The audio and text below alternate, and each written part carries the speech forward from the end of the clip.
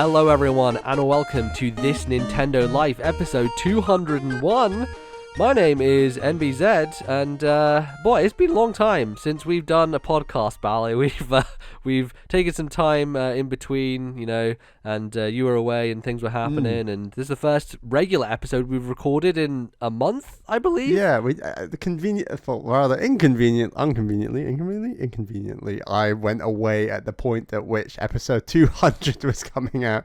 Yeah. So yeah, we had to record that 5-hour marathon ahead of time, which was tough to squeeze in, but we managed, and it turned out well. I was very happy with how it turned out. I've listened back to it. I'm very happy with the order. I won't spoil things for those who haven't listened to it yet, but yes, it has been 2 weeks, but it is a 5-hour show, so I'm sure there's lots of people, especially with our current times and people not commuting as much. I'm sure it'll take people a little bit to get through, but thanks to everybody who listened to that. We got a bunch of feedback on the Discord of people chatting about it, which was great, and I think it's a good one. So if you haven't checked it out because you're like, wow, that's really a lot of megabytes to download, you can check it out on YouTube as well. That's a place you can go and watch it. So it's all over the place, and yes, I'm happy with that. But we're back now with regular scheduled episodes, which hopefully will not go for 5 hours if we can help it. We'll try. I mean, there's a lot of games talk about this segment, Bally, so I don't know how it's going to go, but yeah, we'll try and rein it in a little bit more and give you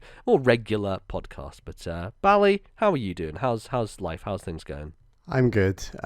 We are in the middle of a lot of wedding prep. That is fun. Very fun time. It's literally the opposite of fun is planning weddings, honestly. It's hell. I know there is that like stereotype of like the dude in a wedding in a traditional marriage is the person who's like, why are we doing all, I don't want to do any of this, you can handle all of this, this is none of my business. But seems like it's bearing out to be true in your case, maybe. Well, no, we're both doing lots. You're both of doing work. stuff, it's but it's you're fed up with it, basically. I'm fed up with it. I think the day will be fun. I look forward to the day, but I think the build up is just. It's a lot. It's tough. It's just like bleeding you dry, man, isn't it? It's just like, this takes all your money and a lot of effort and preparation. Yes. The balance of like how much to spend versus amount of fun we want to have on the day versus all these other decisions. It's tricky. It's a tough one. Well, I look forward to it, and I'm sure we'll chat a bit about it after the case on the show, but we're here to talk about video games. Have you heard of them? They're pretty big these days, and there's a company, Nintendo, who makes some of them, so we're going to be chatting about those, but Bally, what is today's show going to be looking like in total? Slightly shorter show this week following that 5-hour marathon. We're going to do a 2-segment show. For the first segment, we're going to talk about the games that we have been playing, and there are quite a lot of them, so that could take a while. And then the second segment, we're going to talk through some of the emails that you have written into us on the show, so look forward to that. Yeah, absolutely. So, Bally, a few big releases have been happening recently, so we want to kind of hit up those first. The first being The Legend of Zelda Skyward Sword HD, which came out, and I have been playing a decent amount of. I'm about 9-ish hours in, just at the start of the 3rd dungeon. And if you'll recall, I'm a big fan of Skyward Sword. Don't know if I mentioned it before on the show, but I really love that game. I think part of it is, one of those days that I will remember for a long time is the day that Skyward Sword and Mario 3D Land came out, because I was at uni and I went downstairs and the package was there, and I got the special edition Skyward Sword with the Motion Plus remote, the Wiimote Plus, I guess it was called, the golden one, which I think we both have, right? Mm-hmm. And I was playing that alongside 3D Land, and I was going back and forth between them. I was like, do a dungeon in Zelda, then open up my 3DS, play a couple levels in 3D Land. It was just like two of my favorite games from Nintendo in that period of time. So I've always had a very big fondness for this game, which is not necessarily the case with the rest of the internet and people generally. And I know you're a little cooler on Skyward Sword than me overall, but yeah, it's one of those games that I think it was almost a breaking point for people with the formula of Zelda, alongside some of the tutorialization stuff and the slowness of the opening and that type of thing, which I think had compounded for a lot of people and made people kind of like, okay, they need to do something different. And they did. Obviously, they did Link Between Worlds and then Breath of the Wild, which is really breaking things away. But yeah, this is kind of the last traditional Zelda that Nintendo made. So yeah, so this version of the game is pretty much a rework in a lot of good ways. Ways that streamline it, ways that make it more appealing, I think, to people who maybe bounced off it. And that's not to say that the game is different in a significant way, because it's still the same. It's still Skyward Sword. So if you had issues with the pacing of Skyward Sword, you're probably still going to have issues with the pacing of this game, because it is a remaster. They didn't do like the Wind Waker thing, at least I don't think so yet, because I haven't gotten to those spots, or even the Twilight Princess thing. I heard there were like small things they did, but I can't really think off the top of my head what they are. But I think that the start of the game is supposed to be ever so slightly shorter or something. I don't know how. Yeah, so I can speak to that, and the reason mainly is that a lot of the conversations that would deliberately stop you are not there anymore. And what will happen is characters will have little bubbles over their head where you can optionally talk to them, versus them like stopping you as you're running past. Like, so there's this one moment where there's this little kid who talks to you about rolling into trees and stuff like that, and you can just run past him this time and he just has a bubble over his head. I've played Zelda before, I know about the roll. Yeah, exactly.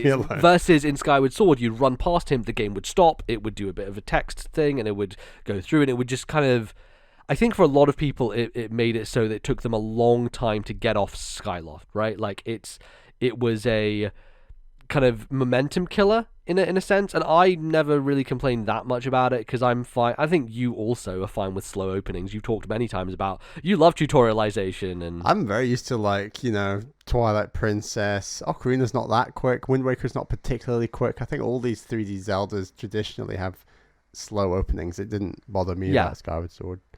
Totally, yeah. So I wasn't that bothered by it. But it is nice, frankly, as someone who has played the game before, to not have to have that stuff, because I do know it and I don't need to know it. And so a lot of the stuff in terms of Fi popping up and being like, hey, I have this thing that you have to go do. I have a percentage chance of you're going to die because your health is low right now. Bing, bing, bing.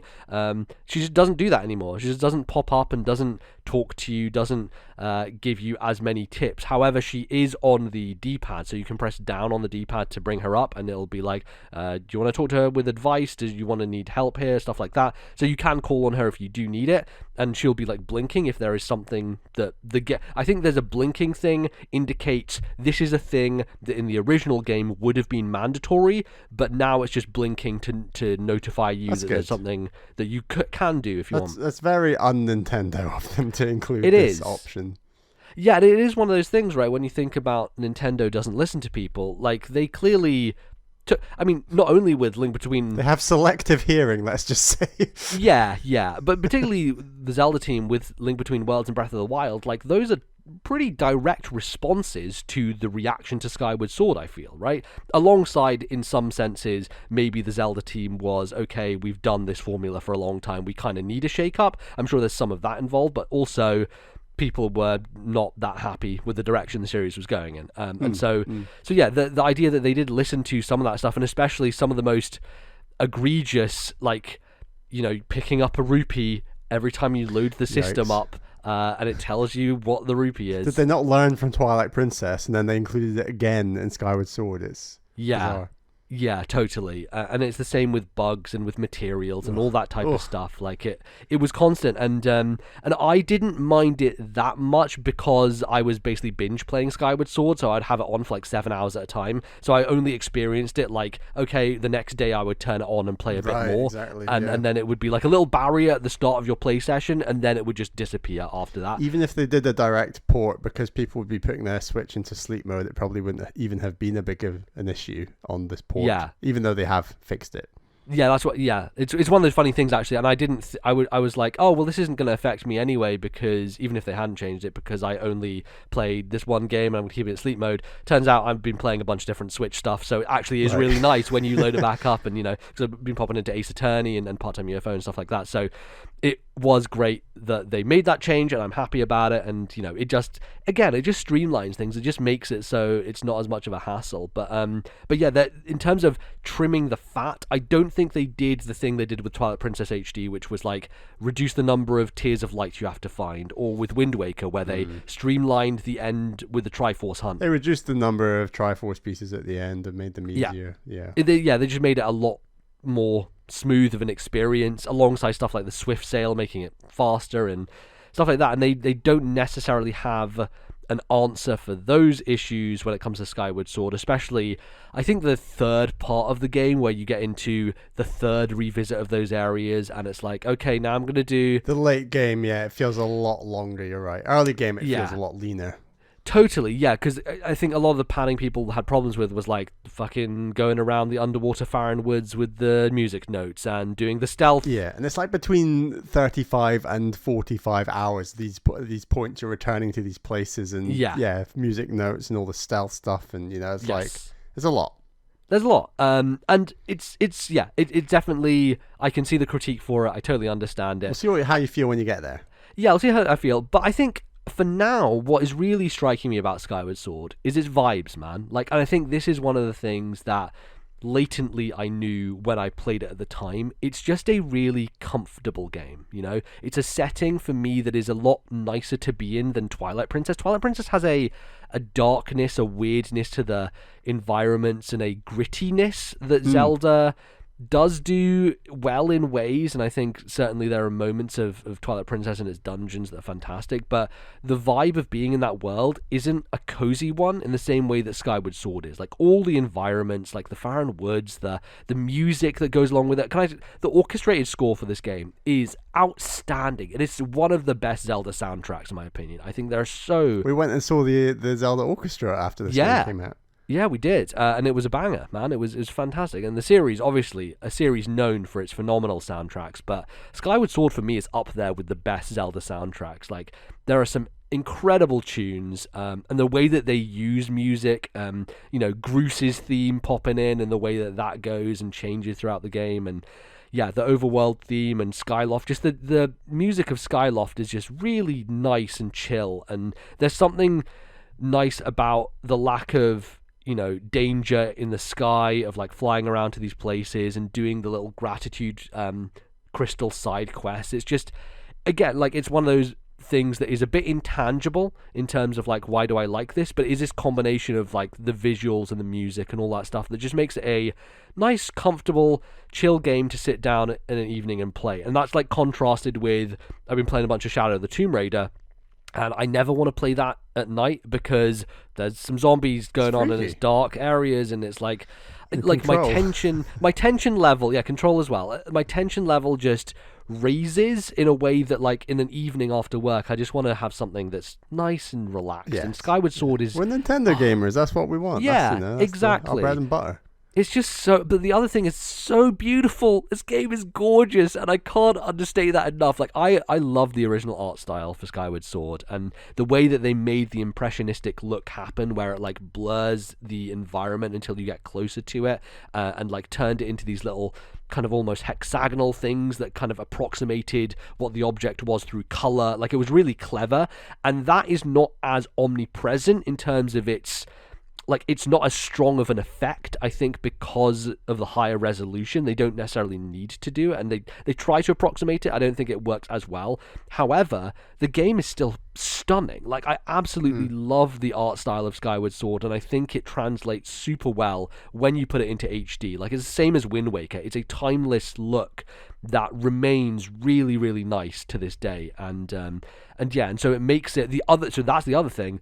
This is the first 3D Zelda to run at 60 frames per second. And let me tell you, Ali, I didn't think it was going to be that big a deal, but it's mind-blowing. Like, it is so nice to have a 3D Zelda that runs at 60. It's awesome. And I wish that... None of the other HD remakes manage it. No, Twilight Princess doesn't, Wind Waker doesn't, and... Wow, I would really like them to do that if they bring those games across, because it makes such a difference in terms of the look and the feel of the game, especially the responsiveness when it comes to the motion controls, right? I was gonna say that I've got two key crucial questions. Yes. One, how have you found the controls? Because a lot of people are having a right moan about it online. Yes, yeah. And two, are you confident that this proves they can handle Metroid Prime 3 when it comes out as part of the trilogy? Interesting. So I think we already had a case study for this, and we talked about it a bit earlier this year with Mario Galaxy on the Nintendo Switch. Yeah, and it was mixed. Yes. So here's the interesting part about these controls. Now, a lot of people have talked about this, but it is true and worth keeping in mind. I think the Wii controls were better, if only because what the Wii had that the Switch lacks was the IR sensing capability. And so on Wii, what would happen...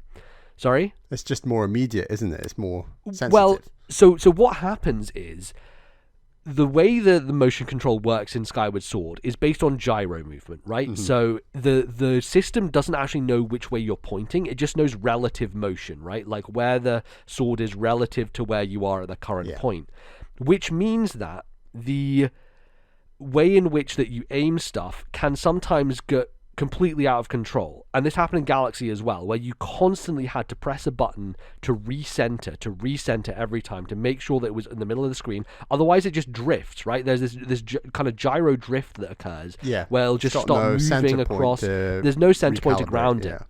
The thing that Skyward Sword did on the Wii was the IR motion, the pointer factor that used the sensor bar, which is the thing that the Wii was built around to begin with before Motion Plus. That acts as a recentering thing on its own. It's almost an auto recalibration. Yeah. So because you are constantly like pointing at the screen, you never really like it would happen from time to time, but it was super rare that I found I needed to recalibrate the controls on Wii because that IR sensor was auto recalibrating every time that it kind of took a center point of like, you're pointing at the screen now, so I know to recenter where the gyro is. And so that was a much better way of doing it. What happens here is similar to Mario Galaxy. Because there is lack of IR, there is no sensor bar to reground you, it will drift, and there'll be times where like I'm using the beetle's going off, it goes to a place, and then it comes back to me, and all of a sudden Link just starts turning around in a circle because it thinks the gyro is off somewhere to the right, and so he just keeps moving. I have to press Y to stop him, and it's annoying. I don't think it ruins the experience of the motion controls, because I do think, I've always been someone who defends them and thinks like they work and they are a really clever thing. And you've been using that and not the stick stuff that they've done, right? Yes. So that's the other factor here is there are stick controls now and you can play with them if you want. I don't want to, and it would be nice because the thing is, like, this game looks amazing on TV or on monitor. I'm playing it on my big monitor, my new one, which is 1440p. But that said, Switch games are looking really nice on this thing. I've been playing Greatest Attorney on it, and there's also Skyward Sword, and it looks fantastic. So I'm having no issues in terms of visual fidelity. But on the handheld, it looks even nicer because of the squashed down screen, because of the way it's done. It's like crisp and beautiful, and man, that new Switch OLED I'm sure will be very nice to play this game on. But that is if you can handle the button controls, and that's an interesting factor because I think they made the wrong decision. Essentially, you use the analog stick to control the sword. However, the analog stick is now also used for camera control, which wasn't present in the Wii version, because of course there wasn't a second analog stick, and so the way you moved Link around and recentered him was using the ZR or ZL, whatever button it was, Z on the nunchuck, to go back behind where his back is, right? So you recentered behind his back, so the camera swings around. And I was fine with that on Wii, because I kind of got used to it with a lot of different games, and it didn't really bother me. But now that I'm so used to using the analog stick, especially with motion controls, you can use the analog stick and motion controls at the same time, so there's no compromises there. When you switch to handheld, obviously, you need to have a way of using the stick that is using the camera, as well as a way of using it with the sword. So what was their great idea? Hold down the L button, which lets you use the camera. But the wrong decision there is that most of the time playing this game, you're not going to be using your sword, you're going to be using the camera, because a lot of this game, especially in Skyloft, you're just kind of running around the place and you're not using your sword for anything necessarily, because there's no enemies, you're just talking to NPCs and exploring the space and flying and that type of thing. And so the idea that you hold down L to do the thing that you're going to be doing more in the game is super weird to me. Like, at least give a toggle. At least like have a toggle that switches between them, so you only press it once. It's just typical Nintendo. They don't give the option. It's just that people just want that option. It's like 100%. Everyone's going to have their own preference as to whether it should be like this or that. But other developers by this point would have been like, yeah, we put in a toggle, you know. Yeah, or at least had a menu where you can rebind or decide the way you want to do it. But like the idea that like even if they had changed it around where you still had to hold it, but you only had to hold it when you were doing sword fights. I think part of the reason they didn't do that is because when you're fighting in a Zelda game, you're holding down the ZL or ZR to lock on to an enemy. So like the idea that you'd have to hold down 2 shoulder buttons in order to use the sword, probably from Nintendo's perspective, was like, oh, that's too complicated for people. We can't do that, right? And you have to remember, Skyward Sword is a game that was built very excruciatingly in some senses around new people, and they're like, oh, we've got to get all these new people who bought a Wii to get in with this game, make it simpler for them, make it understandable. And I think that's why you have such heavy tutorialization and why it is so simplified in certain aspects. Turned out Skyward Sword sold like shit, and most of those people who bought a Wii for Wii Sports did not play Skyward Sword because it's not the type of experience they were looking for. And so Nintendo almost screwed themselves by designing this game first and foremost for a player base that ultimately was never going to play the game. so yeah, that was unfortunate. But yeah, I have messed around with the button controls. I just can't get used to it. My head can't get around the idea of like having to hold the button to do the camera controls, because I'll forget about it and then I'll be like, oh yeah, let's swing the camera around. Because like you do it subconsciously when you play video games, is like move the camera, and I'm like, okay, let's move. Oh, what? No, he's got his sword out. No, okay, now I have to hold and then swing. It becomes a faff, and I don't want to deal with it, and it sucks. So yeah, I think a lot of people were like, yes, button controlled, that's the only way. And I've heard loads of people who have talked about they played the game exclusively with button controls. That's the only way they played it, and I'm like, that's just not the experience here. It's not why this game is good, right? Frankly, the motion controls for me are the crux of what makes Skyward Sword interesting and why the combat is so unique and fun. And it's not what I want to be doing when I'm playing Skyward Sword. So yeah, this is one of those rare games where I've played it before, but I am headphones in, Joy-Cons out, full screen, blast me with that goodness, and I'm just going to immerse myself in it and focus on it and not do anything else, which is really rare. But it's also, I really do love Skyward Sword and its design and the way that the world is built, and it's unique in the sense that it is like I've talked about the Mario 64 of Zelda games, where you kind of almost go into paintings, right, by like going down to these parts of the land that don't really connect at all. They're very separate, but they are like super well designed in terms of their linearity and the puzzles. And there have certainly been puzzles, like there was one yesterday that I was like, how do I do that? I totally had forgotten how to do the puzzle, which is always the best thing you want kind of when you want to come back to Zelda games, is you want to re-experience the discovery and the kind of understanding again. Because, that's kind of the joy of a lot of the dungeons and the overworld stuff that you go through. So it's been fun, revisiting it, and I think I will obviously finish it up and get through it. But it's a long game, so it'll take me probably quite a while. And yeah, I will say that I think the motion controls when it comes to fighting regular enemies, the bokoblins are my least favorite, and I think they are probably a sticking point for a lot of people coming into this game, because you like that last minute block and they change their they change their stances between like up and down and left and right, and you can't. So if they hold it to the left, you would think that you can go to the right and swipe at them, but that's not how it works with those guys. Like if they're holding it left and right, it means you can't hit them from either left and right side. You have to go up or down, and if they're holding it up or down, you can't hit them from either one. You have to go left or right. So it's very much a binary with those guys, and I think that was a struggle people had early on, because they're like,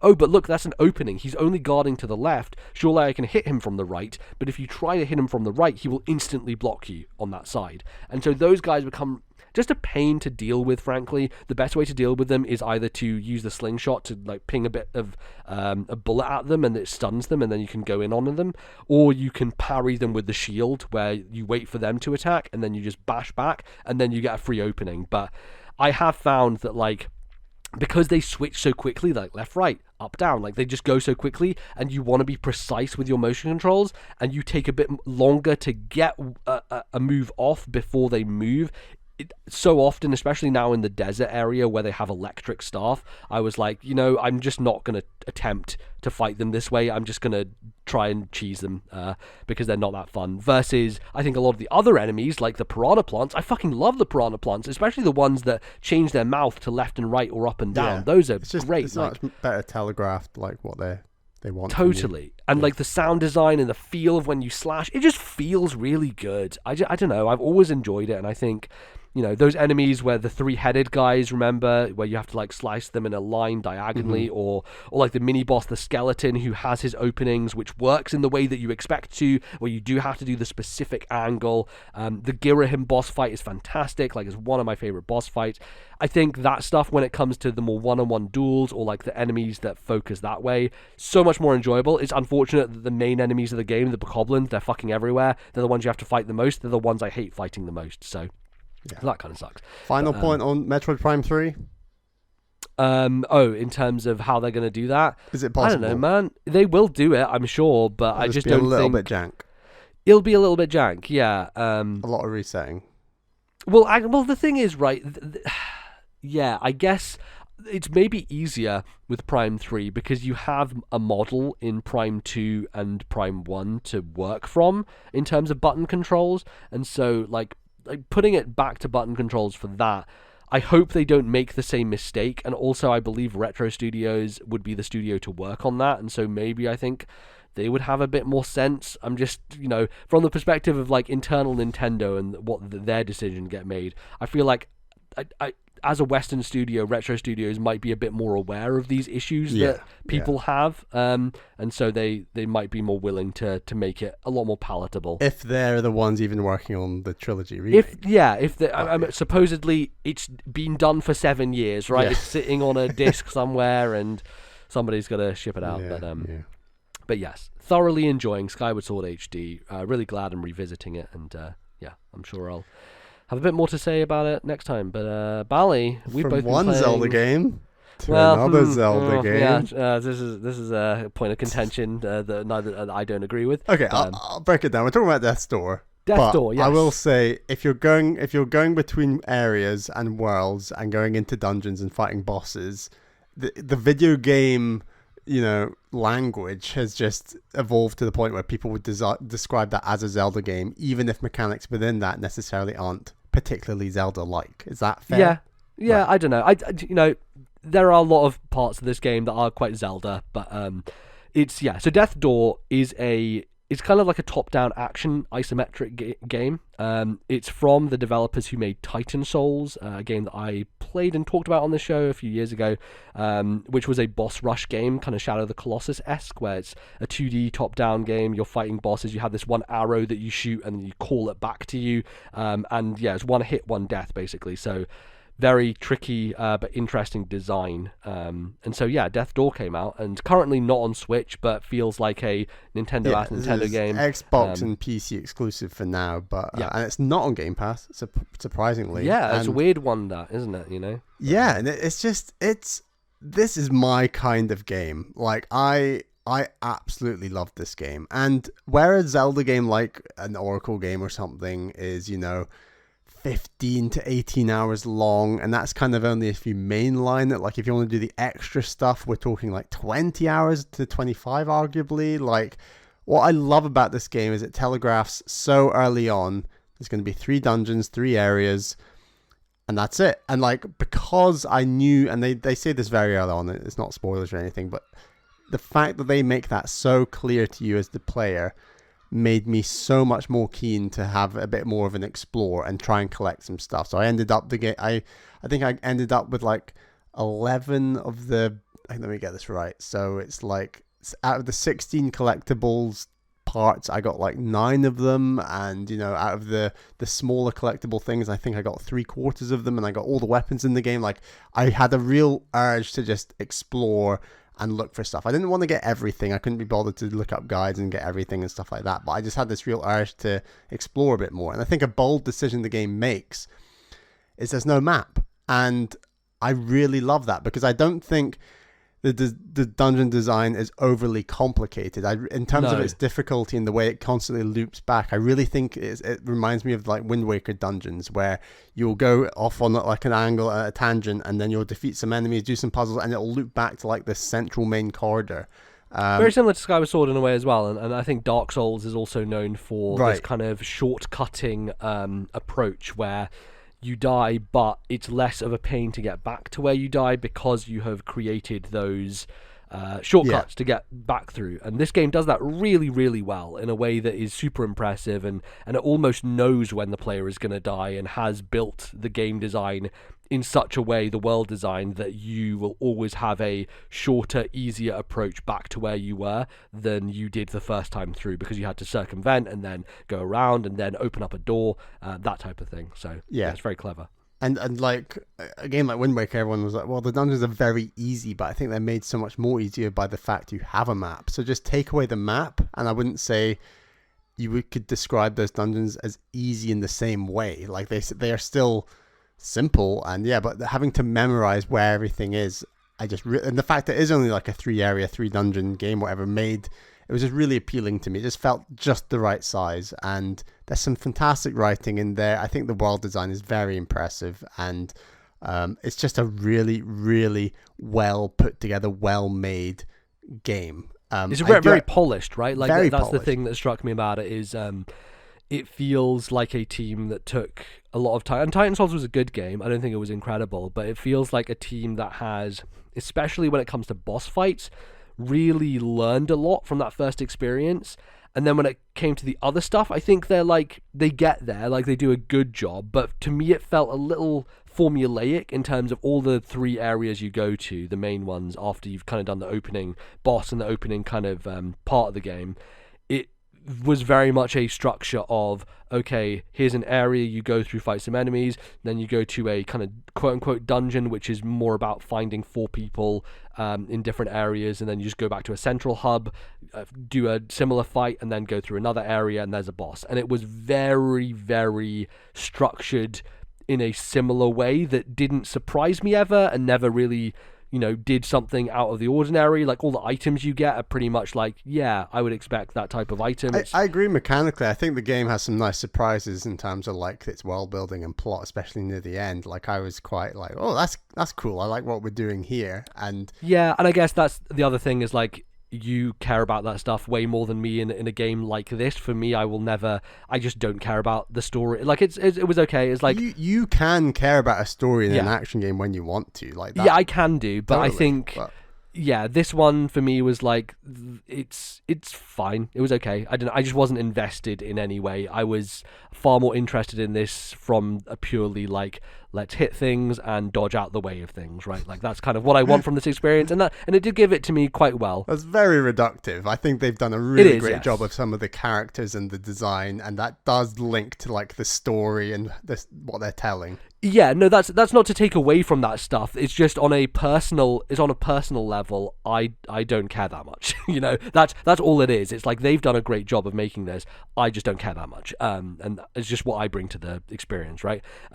But yeah, I think for me it's really interesting because this game has been getting so much praise from people as like game of the year material, and I think you're probably in a bit of that conversation. You probably have those feelings, and for me, I'm like, yeah, but like Hyperlight Drifter was better than this, like and maybe it's because I had already played Hyperlight Drifter, and from what I know of that game, it's very different though. Like it's a lot more focused on the action and not the dungeon level design in the same way. I don't think so necessarily. Like, I feel that, and then when you talk about dungeon level design stuff, like, most of this game is rooms where you kill enemies. Like, there's very light puzzle solving, really light stuff that doesn't take much thought and isn't, I wouldn't even really describe them as puzzles necessarily. Maybe they're light puzzles. They are very light. And Hyperlight Drifter does a very similar thing, right? And as someone who has played both games, they feel very much of a muchness in terms of what they are trying to do, where they are, I think a lot of people will describe them as Zelda games, but for me they are just top-down action games that are far more combat-focused than they are any other element of that experience. But again, you're an action-focused gamer, and yes, the reasons that people are loving this game are the characters, the world, the action on top of like the music, the boss fight. Like the music, yeah. And if you reduce it to action, I can totally see where Hyperlight will surpass it in many ways. And you've said how like much faster and responsive the dash is, and they're definitely going for like the very slow Souls-like dash on this game. So it's not even a dash; it's a roll, right? It's a slow roll. Yeah, it's a slow roll with a cooldown. And like as soon as I started playing the game, I was like, I don't like this. Why is there a cooldown with this roll? It's too much of a cooldown, you know. Like so, I will instantly fall into my very pedantic like mechanical things where I'm like, sure, like this doesn't feel good. But previous indie darlings that the industry have gotten behind, like your Hollow Knights, your Celeste, your Hades.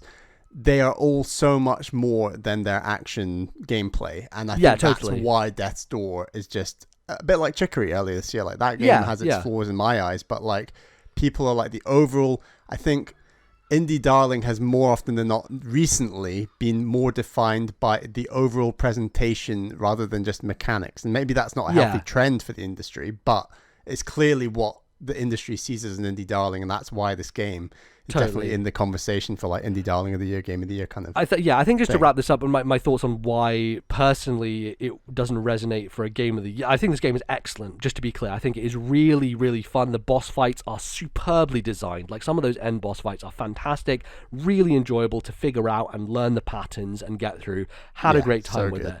But it doesn't do anything new. That's the thing for me. Is like a game like Hades or Celeste or these games that you talked about, the reason for me that they're important is because they are innovating in a way that games haven't done. And Death's Door is it is such an iterative game. It is really iterative, and that's fantastic, and we can have amazing iterative games. But when it comes to a game of the year conversation, for me, innovation and newness will always be more important, and so that's why I think personally it's not necessarily up there for me, but I do understand that different people value things differently in that way. I agree it's not as innovative, but I do think taking the 15-hour Zelda dungeon style structure and reducing it to 3 dungeons, as simple as it is quite a nice innovation, and one of my strongest like positives for me with the game. And I think that how many people, especially in the industry where they play games and bounce off them, and that's not to say they don't like those games, but they don't have the time to do it. And because so many people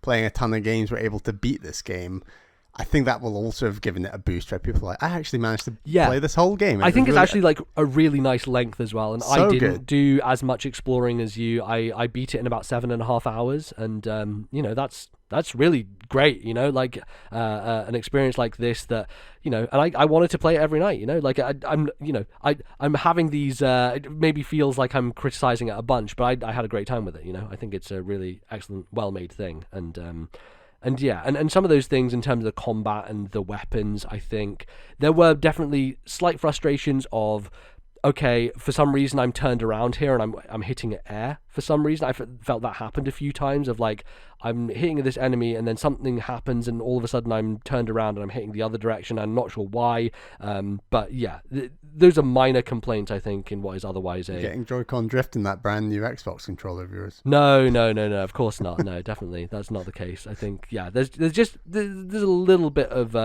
tightening that could be done in certain areas. Like the final boss with some of the quick use of a certain item to get past areas that didn't always lock on in the way that I think it should have done, and that type of thing that was minor in the grand scheme, but good stuff.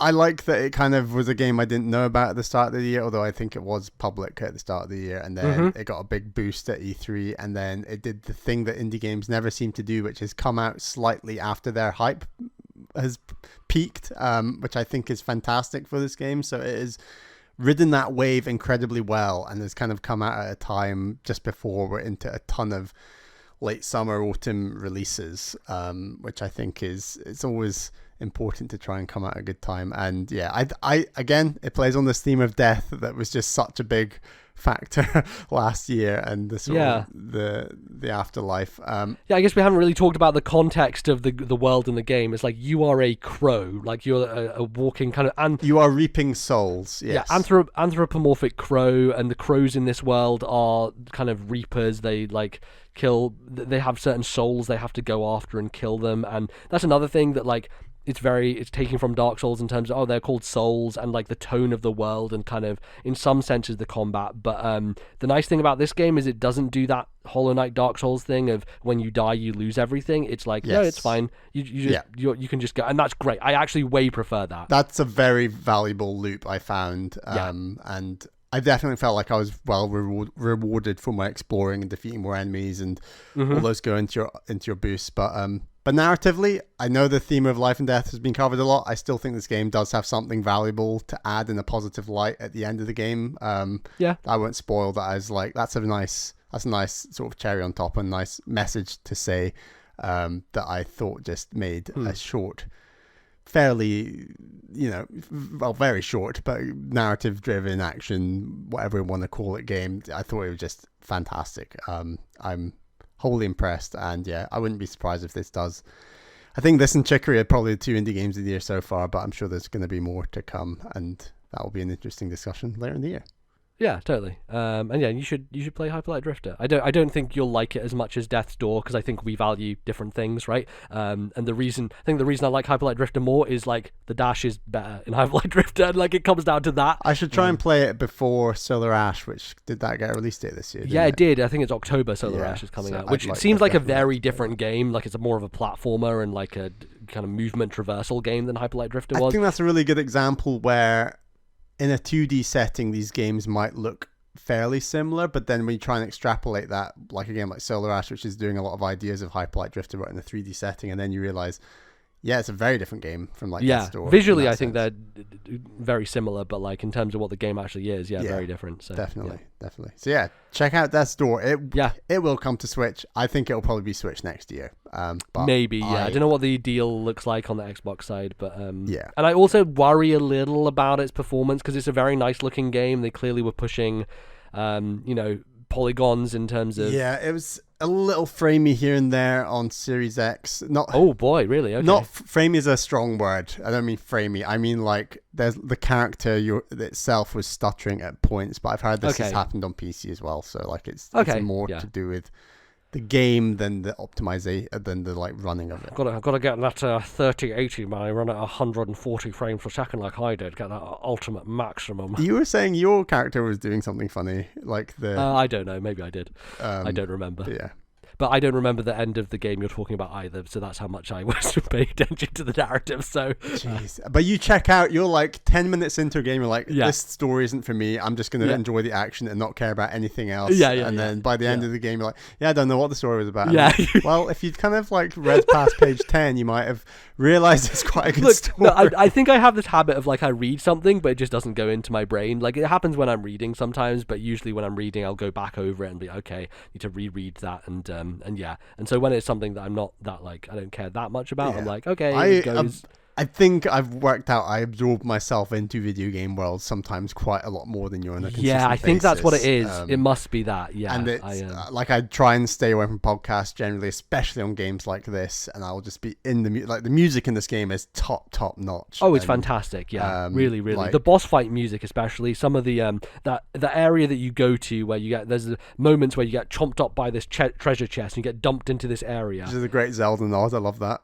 Yeah, and also the titling, like the way when you die, it just says death, but it cuts out like the background of where you died, and so that's the most Devolver thing of the whole game, because the rest of the game doesn't feel particularly Devolver. Yeah, that is true. It's like like Ape Out, there's a lot of that in Ape Out. Ape Out, not Ape Out. Ape.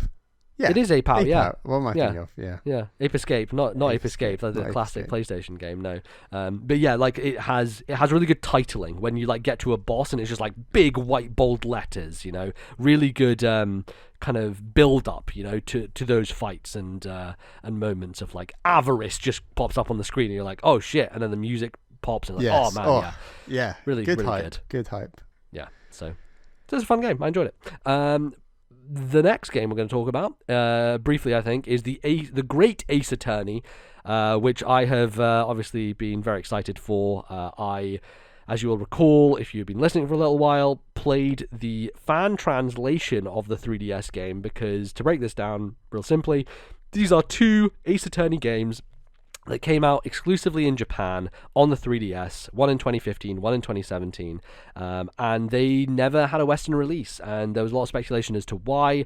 Part of it is, I think, the Sherlock Holmes licensing stuff, which is really weird, and I think I kind of understand it now, which I wasn't sure about before, because they're like, Sherlock Holmes should be public domain, but isn't with certain things, because certain stories and the Conan Doyle estate and stuff is all fucked up, man. It's basically...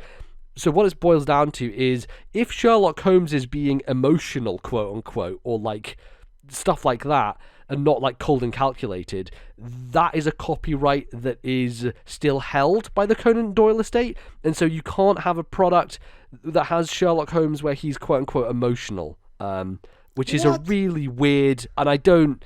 Because that doesn't make much sense, because I think the Sherlock Holmes BBC show was like that, and there's been movies. Frankly, I don't really understand it. Copyright law is fucked. Disney fucked it all up, and their stupid Mickey Mouse nonsense. It's a bit of a nightmare. But basically, what they've done to circumvent that is they've just called him Herlock Sholmes, and that's it. Just switch spoonerism. They just did a spoonerism. His name's now Herlock Sholmes, and that's that. So yeah. The other thing is that these games, they are a package, really, and they're interesting from the perspective of other Ace Attorney games, which tend to be kind of standalone. One of my negatives, I would say, of the first game was that when it ended, it didn't really answer a lot of questions. It left loads of stuff open. It was just like, okay, well, God, we solved stuff like that. we solved some of these cases, but like the big mystery, like the first case of the first game has a murder happen, and I'll spoil it because it's not literally the first thing that happens in the entire game. There is a person who is killed who is called Dr. Wilson in this game, but it's clearly Dr. Watson. It's Watson from the Sherlock Holmes books, but he is in Japan and he is killed, and the person who killed him, you never know why or what goes on with that, and the rest of the game never really addresses it, because after that you go off to the UK, and most of this game is set in Meiji era Japan and Victorian era Britain, right? So it's like early 1900s, late 1800s era where the setting is. And the really interesting thing about these games is that more so than any other Phoenix Wright games, the setting is super important in terms of the political goings on of like the relationship between Britain and Japan and what is happening there and the machinations in the background. That is actually a core part of, and it seems like it's going to be a part of the core plot of the second game, though I haven't got far enough in the second one to know yet. I'm in about 2 hours into the second case of game 2. And they came as one package, one disc, as it were. On Switch, yeah. So on because in Japan they were two separate games. Yeah. And I mean for this release, yeah. Yes, yeah. For this release, it's one cartridge, but there's no cartridge, I think, in Europe. I got this digitally. Also, the other thing I wanted to bring up is like when you compare this to Famicom Detective Club and the way that was handled by Nintendo versus this and by Capcom, these are, quite frankly, two much longer, more expansive, more modern visual novel style, detective style games that are a fraction of the price of the remakes of Famicom Detective Club, games which are great and I enjoyed but are very old-fashioned in terms of their design. And that's just Capcom versus Nintendo, right? That's just their I think so. I feel like business models. Part of it is these were 3DS games that haven't been like the Famicom Detective Club were like quote-unquote full-blown remakes, but in my mind they're remakes in the same way that Link's Awakening were, where they basically changed nothing. You mean Nintendo remade a game and demanded full price for it? I don't believe you. Yeah, no, I know. It's a stupid thing that I shouldn't be surprised by, but it's like when I'm talking to people of like, which one should you buy, the Famicom Detective Club games or this?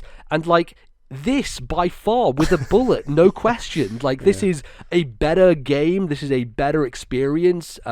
Even visually, like, one of the things with Capcom on the 3DS, they were like fucking ninjas. Like, no company aside from Nintendo, Capcom were like the only company that challenged Nintendo when it came to visuals on the 3DS. Like, look at stuff like Resident Evil Revelations. Like, how the fuck did they get that to work on that system? Yeah. It's nuts, man. And the Ace Attorney games, they've always been filled with amazing character animation and stuff They've like looked that. good all the way since GBA. Exactly, yeah, Like, they've looked fantastic since then, but the transition they made to 3D on 3DS was nothing short of stunning, because I think there are a lot of series which when they go 3D, like they can not do as great a job, right? Like you look at something like Bloodstained, which is trying to do the Castlevania thing in 2.5D, and it looks good, but it's not like amazing. What Capcom did with the Fire Emblem. Fire Emblem as well, yeah, Okay. I also agree with that. But what Capcom did in translating the look of the GBA/DS games onto the 3DS is remarkable, because these characters look the same, but they are now even more expressive. They have great animation, like it's just beautiful stuff. Both these games on Switch that have just come out, Skyward Sword and Ace Attorney, like two peak examples of what you can do with this system when you build for it and when you like have an art style that works, that is just stunning. And yeah, the game is absolutely gorgeous, and you know, I think that it's a good entry point for people, right? Because it is so removed from the main Phoenix Wright timeline, right? You have 6 games going on in that thing, and so if you want to get into the series, it's best to like start with the first one with the trilogy and go through that way. But then you can't really just jump in at any other point. I guess Leighton versus Wright is the other jumping in point for these types of games, which is one of my favorites. But because this is so standalone and it's a different time period, different era, and these two games are so tied together, it makes sense for new people to jump into them. So yeah, I would say it's a good starting point if you are interested in the series and want to get to know it a bit. And they do interesting different stuff in this game, because they have a jury system, and because obviously Japanese legal, I actually don't know if the Japanese legal system is that similar nowadays to ours, and a lot of the game implies that their system will change because of influence from the West. But when they go to the UK, it's like, oh, yes, there's a jury, and so there are 6 jurors that you have to convince throughout the case, basically. So it's like a slightly different setup. I know that like Japan's first big internet, like European partner traditionally was the Netherlands before it was ever interesting anyone to do with the UK. I think the UK was a bit later. Yeah, totally. And I'm sure they'll talk about some of the historical stuff in this game. Actually, is pretty on point. One of the main characters is this guy called Soseki Natsume, and he is a real life author who went to the UK from Japan. He's an actual real, wow. And he's one character who they've just done his real name. They haven't done anything there. It's just he's the character.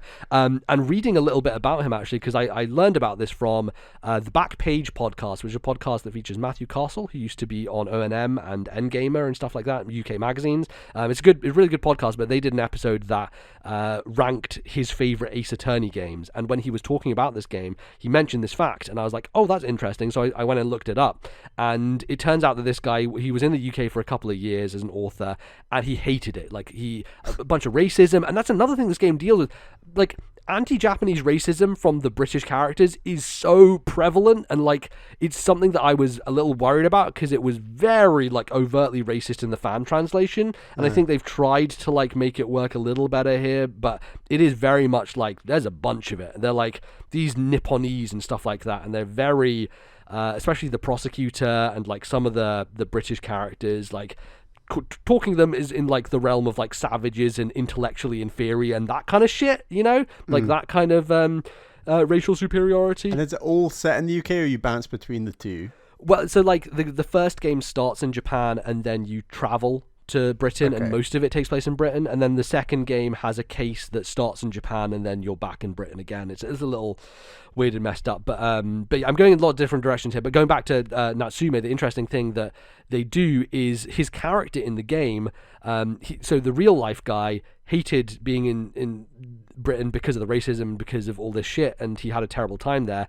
And a similar thing goes on with this character in the game, but in this case, like, he's just has terrible bad luck and is, you know, always drawn into these cases where he becomes the suspect, and so he reappears in the second game, and there's another case where he's involved in. And so it's interesting, because I didn't have that context before, and then going and reading about it, I was like, oh wow, they have actually done a cool thing here where they've kind of brought in these ideas. And yeah, just generally as an Ace Attorney game, I think it's just more aware of the wider world and the context historically of what's going on, which is super cool. But as base games, writing wise, character wise, they always do a fantastic job. Like, the localization on these games is tremendous, and like some of the specific characters in the first case of Game 1. There's the prosecutor, who you will have met in the first Ace Attorney. He's the first prosecutor in the first case. He's always the tutorial guy, basically, before you meet the main prosecutor, and his name is Payne, Payn, and they have localized his name to Ouchie, Auchi, as in I feel pain, or like ouchie, that hurts, that's his name for the ancient Japanese Meiji era version of this character. There's also a military guy who is called Iyesa Nosa, Iyesa space Nosa, and you might look at that and be like, that's just they're just trying to do a weird Japanese name, but when you read it out, it's like yes sir, no sir, because he's a military guy, so he says yes sir, no sir. So it's like kind of almost cringeworthy like puns, but ever since James Jones on RFN pointed that stuff out, that like they have these ridiculous pun names, I always look out for them in Ace Attorney games, and they do not disappoint at this one. It's certainly they go over and above and beyond for that stuff. So yeah, I'm really enjoying it. Again, what I did was I played the first case of Game 1 to refresh myself, which was actually a really good idea, because the first case of Game 2 pretty much ties directly to the first case of Game 1, so it was almost like, oh, I got this great refresher, and then I knew exactly what was going on in the second game. They do a good job of getting people up to speed, though, so if you are jumping into the second one having played the fan translation, you'll be fine, but I'm speaking to the converted here, because if you've already played the fan translations, you're already playing this right now, and I don't need to convince you to buy the Great Ace Attorney. But yes, I'm enjoying it quite a lot, and I'm sure I will finish it for next time. Then I can kind of talk about my thoughts on the whole thing as it finishes. So cool. There you go, Great Ace Attorney. Do you think we'll get a new game in the near future? Well, there were the Capcom leaks that happened where a bunch of their stuff came out, and so this was a part of that. Another part of it was a project titled Ace Attorney 7. So, yes, I do think it's happening, probably next year, and I am very excited to see what that is, because we haven't had a... Shall I try and play all the games before 7? Oh man, that's definitely going to take you some time. They're long, as you know, having played the first one. They are long-ass games, yeah. They're long-ass games, but I love them. I did enjoy the first one, though.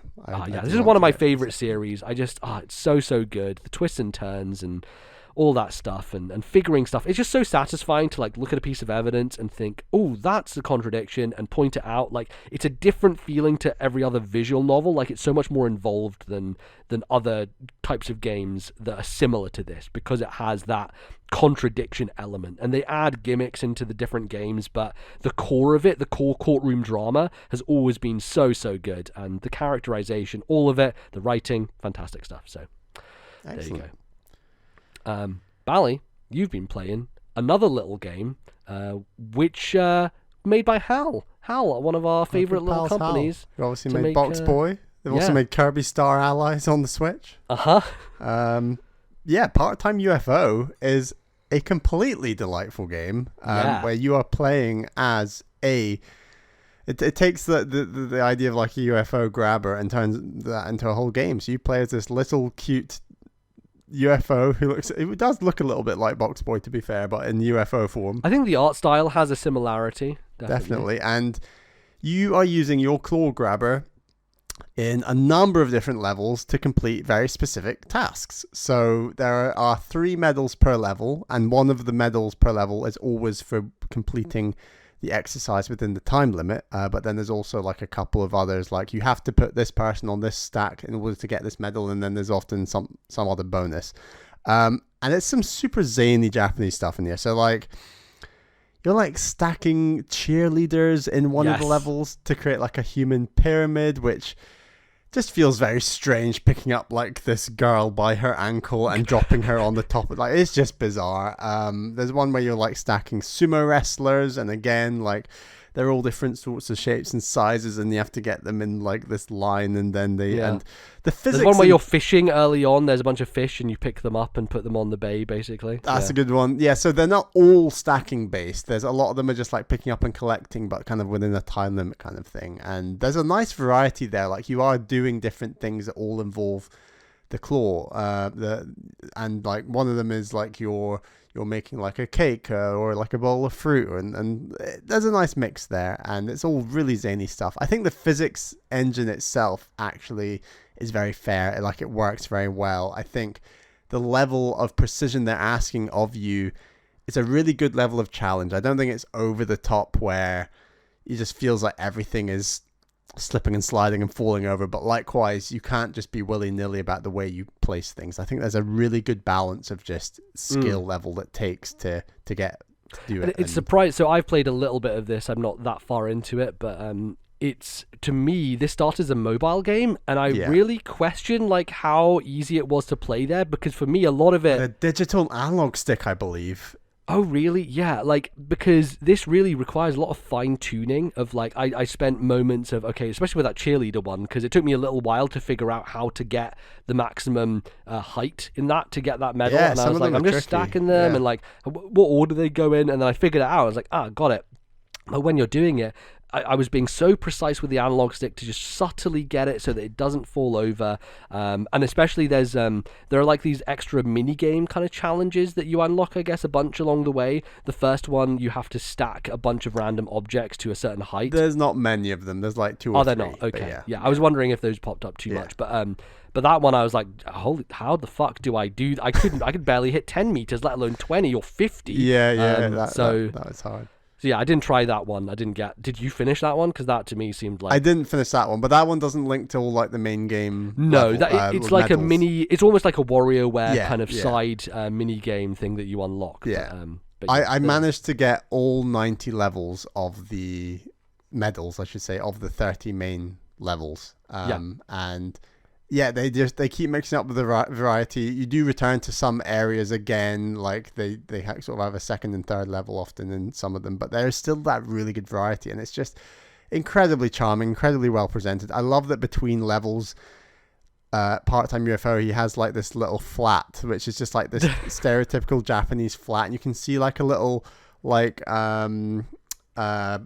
train in the background and stuff, and he's got like his little calendar on the wall, and it's just adorable, like the way it's presented. And it's a really charming game. The music is great. There's like this one theme tune, and then they essentially pipe that theme tune into lots of different styles for the different levels, which I think is always a fun thing that some video games do, which it works really well.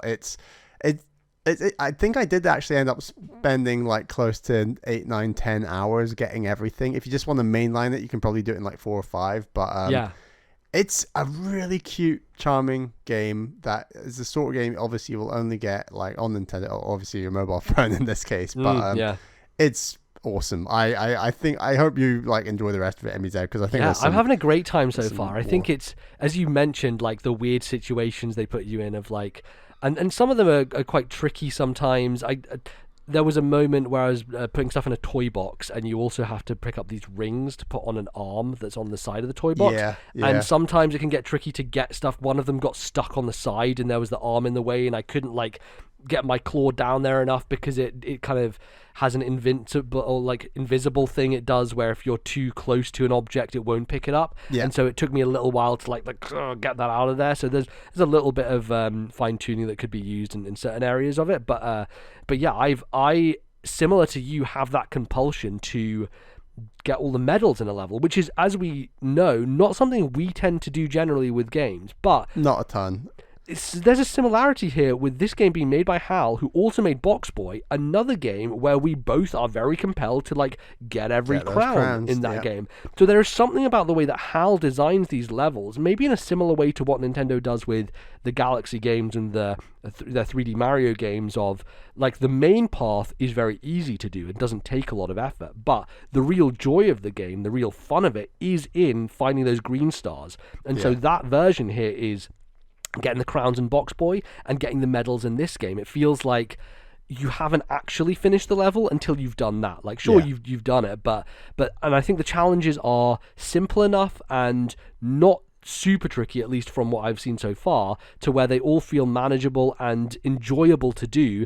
Plus you get a bunch of currency for doing it, similar to how Box Boy works, where you can buy a bunch of costumes as a result, which are fun little rewards. So it is really taking that same formula but applying it to this different gameplay style, and they've just done such a great job with it. It's so rare for me to get into a game and instantly be like, oh, this is great. This is like so instantly, I understand what's going on. It's beautiful. The pixel art is so nice, really colorful, different weird locations you're going to, and every situation they throw you into feels super unique, right? So there's that aspect that just draws me to it and makes me really enjoying it so far. So yeah, I'm going to keep playing this as well, and we'll probably finish it by next time. I should say as well that you do actually need the medals to progress, but you only need a true. fraction of them to because I think I got to the second level of page 2 and I'd already unlocked page 4, so I was like well you don't ahead. Need many.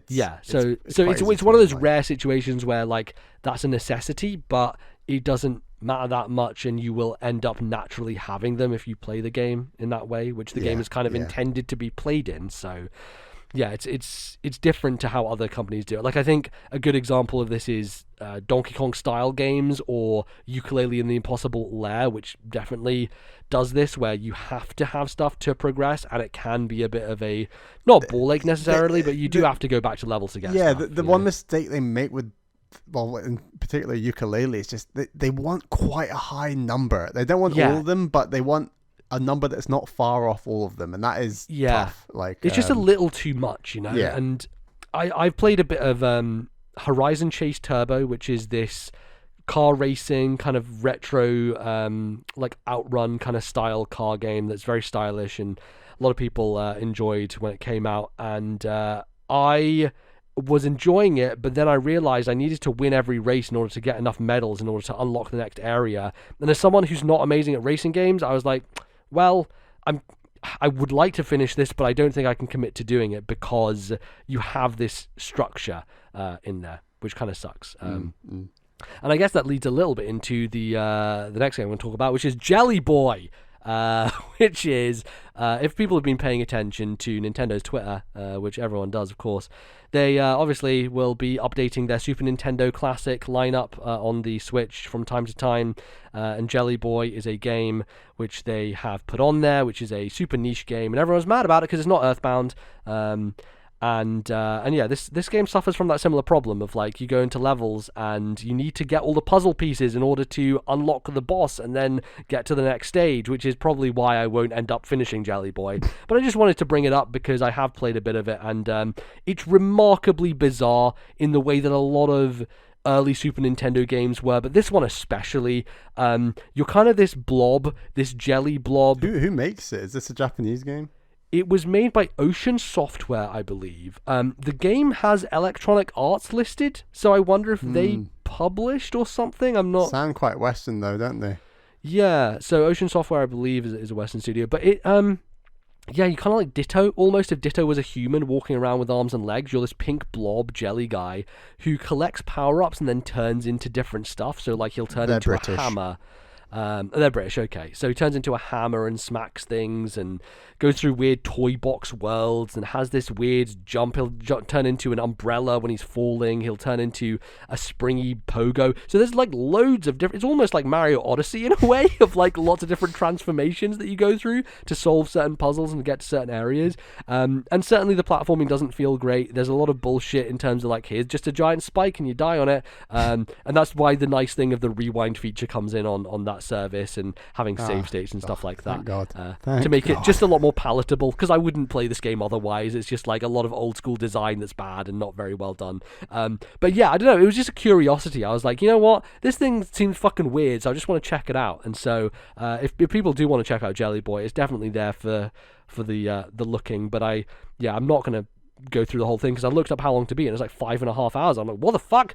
A Super Nintendo platformer. It's a really long game, which I was kind of shocked by. And I think I kind of get the idea now. I don't think I need to play a lot more Jelly Boy to have this revelation about it. I don't think it's a very good video game, but I think it was fun to just hop around and check out. And there's certainly a bunch of other games that have been added recently to the service, because when I opened it up the other day, it opened up a bunch that I hadn't checked before that were in the last batch. And they've added Joe and Mac there, and I've played Joe and Mac 2 because I played that through the service a couple of years ago, but I want to play the first Joe and Mac, which is the weird caveman game in my eternal search for my caveman game. I know this is not it, but I'm just going to play every caveman game.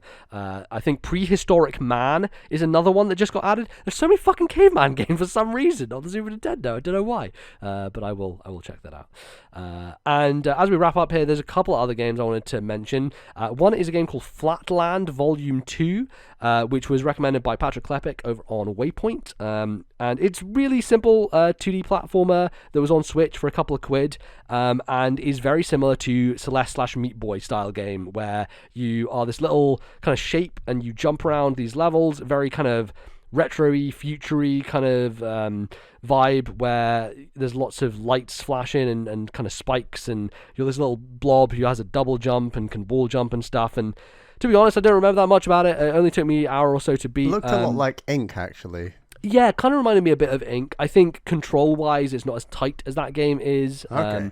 And not quite... there's certainly some frustrations with the controls, but I think overall, as a kind of, I'm the type of person who, if a game in a genre like a Metroidvania or like a hardcore platformer like this is there and it's like kind of subpar, I'm totally fine with spending my time on that, because I enjoy the base mechanics of that experience enough to where I'm like, yeah, this is a good time. And yeah, it's so cheap and worth checking out if you're interested in a super simple platformer that has those tight kind of controls and quick deaths and quick restarts and lots of levels that you will just be done with in like less than 10 seconds. It's like level done, boom, and you crash through it, man. It's like I was sitting in bed at night playing it, listening to a podcast going through, and it was it's just kind of that dopamine hit of hardcore platforming that I really love personally. So yeah, I think the first game is on Switch as well, but the second one is what was recommended, and I think it's probably the better one because, had a bit more time to work on it and improve stuff. So Flatland Volume 2, super cheap, super good.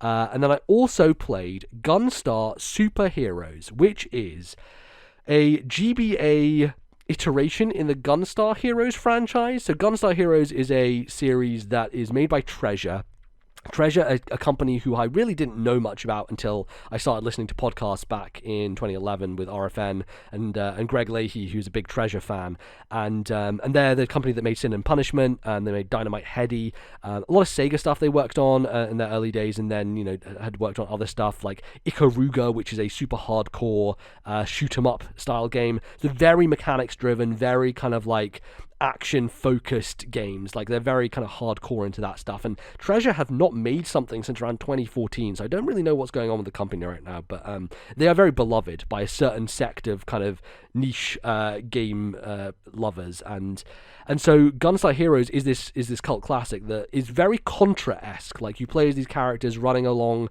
shooting people, you have these big guns and very much lasers and kind of futuristic stuff, so a little more leaning to that style versus Contra, which is alien and definitely modern, but a little less kind of super futuristic in style and tone. And so Gunstar Heroes is beloved in that way. And there's actually a 3D version of Gunstar Heroes on the 3DS, which I kind of want to check out now, because I played through this game as a result of Into the Aether, which is the podcast I listened to. They did a massive episode on their favorite Game Boy Advance games, and they did this insane thing where over the few months or 6 months leading up to doing this episode, they basically played as many Game Boy Advance games as they possibly could, which is like hundreds and hundreds of games of just like trying them and playing little bits of them.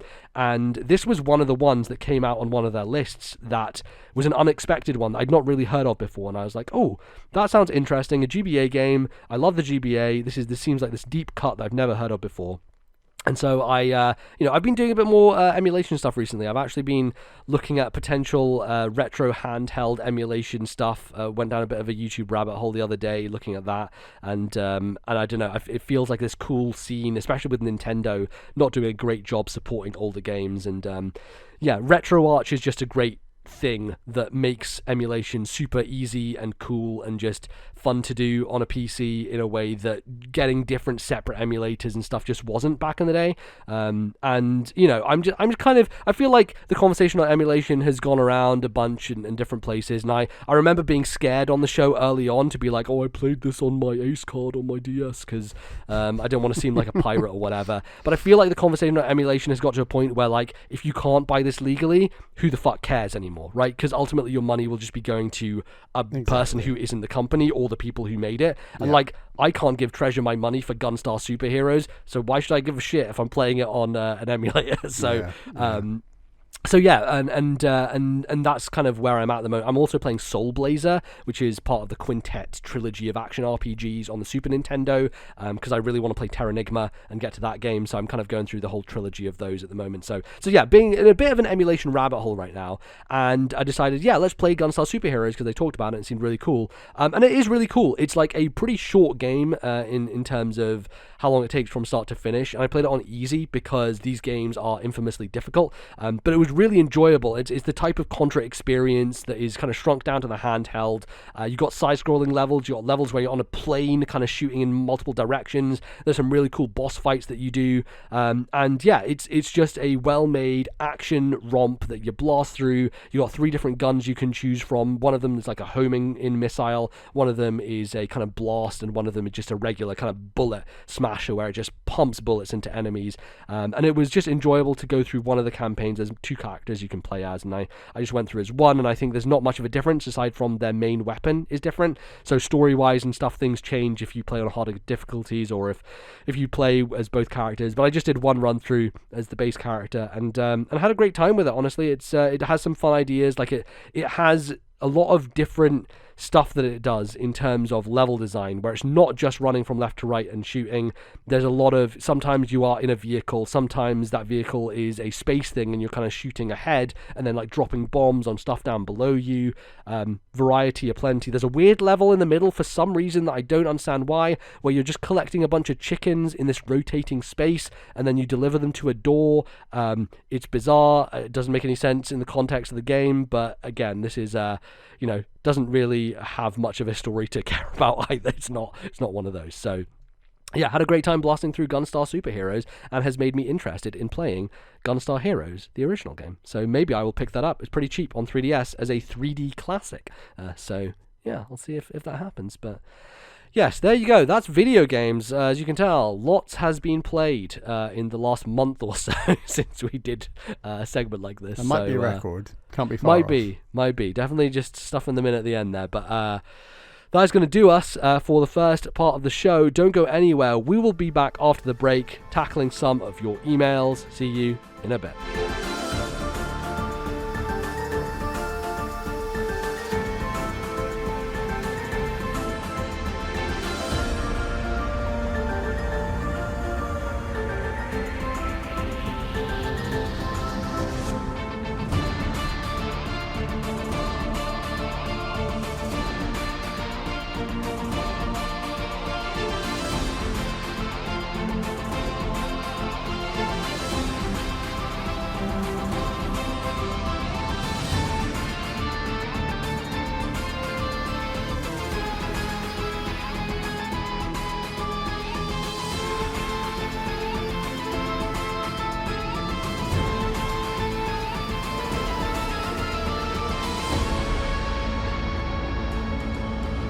Hello everyone, and welcome back to the second and final part of today's show. It's time for some emails, and the well is dry, like this happens from time to time. We've got a big stack of emails, we read through them all, and then we need more emails. So if you would like to send an email into the show, please email thisnintendolife@gmail.com. That is thisnintendolife@gmail.com. It'd be hugely appreciated. A comment, a question, a correction, anything. We really appreciate it. You can also comment or ask a question in our Discord server. Link to that in the show notes of this show. Hop on over. It's a great community. There's a thread, a channel in there. Channel's the right word. A channel in there to ask us all sorts of questions, and we can read them out on the show. But our first question this week is from Justin, who's from Pennsylvania. He says, "Greetings, gentlemen. There's a lot I want to cover here, so please pardon my brevity." Okay, this is spoilers for episode 200 for those who haven't listened yet to the 5-hour marathon. Yes. Yeah. Number 1, it pains me to learn that along with a world that features COVID-19 and rampant political discourse, I also live in a reality where Super Mario Galaxy 2 fails to make a top 50 list while Golf Story comfortably rests well below the 50th spot. Yeah, now you say it out loud, it feels bad to me. I don't know. I feel like we fucked up, Bally. Mate, we're on our anti-Mario Golf hype train. That's what put it up there. That's it, yeah. It's all Mario Golf's fault. Blame Mario Golf. Point number 2. I enjoy your podcast so much, minus the above grievance, that I am now listening through the entire library from episode 1 onward. You both should revisit episode 4, where Metroid Dread and Advance Wars just happened to be predicted in the same segment. Kudos, albeit 7 years too early. You know, we've been shouting out for 2D Metroid and Advance Wars for a long time, so the fact they come in the same direct is just bonkers. To be fair, I'm not that surprised that we predicted that, because like we always predict those quite often, but I guess just so happened at that point we did them at the same time. But yeah. You know what? Justin, when you get there, you'll find that in later episodes we predict it about every year, every time. You'll find that new 2D Metroid is the prediction I make every episode we predict anything. So yeah, it's always there. So here's the question. Point number 3. What video game characters, locations, items, etc. are you guilty of mispronouncing? Here are mine. Right, this is going to be difficult because I'm reading out pronunciations and mispronunciations. But yes, yeah. Volvagia.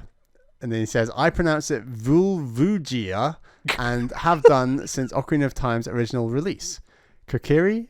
I pronounce it Kokuri, like potpourri. And then Navi, I used to pronounce it Navy, but this was obviously incorrect and has since been rectified. Side note to the above question, I'm curious to know if your British and European friends also pronounce Yoshi in the same fashion as you do. In the US, there isn't as strong of an emphasis on the yo.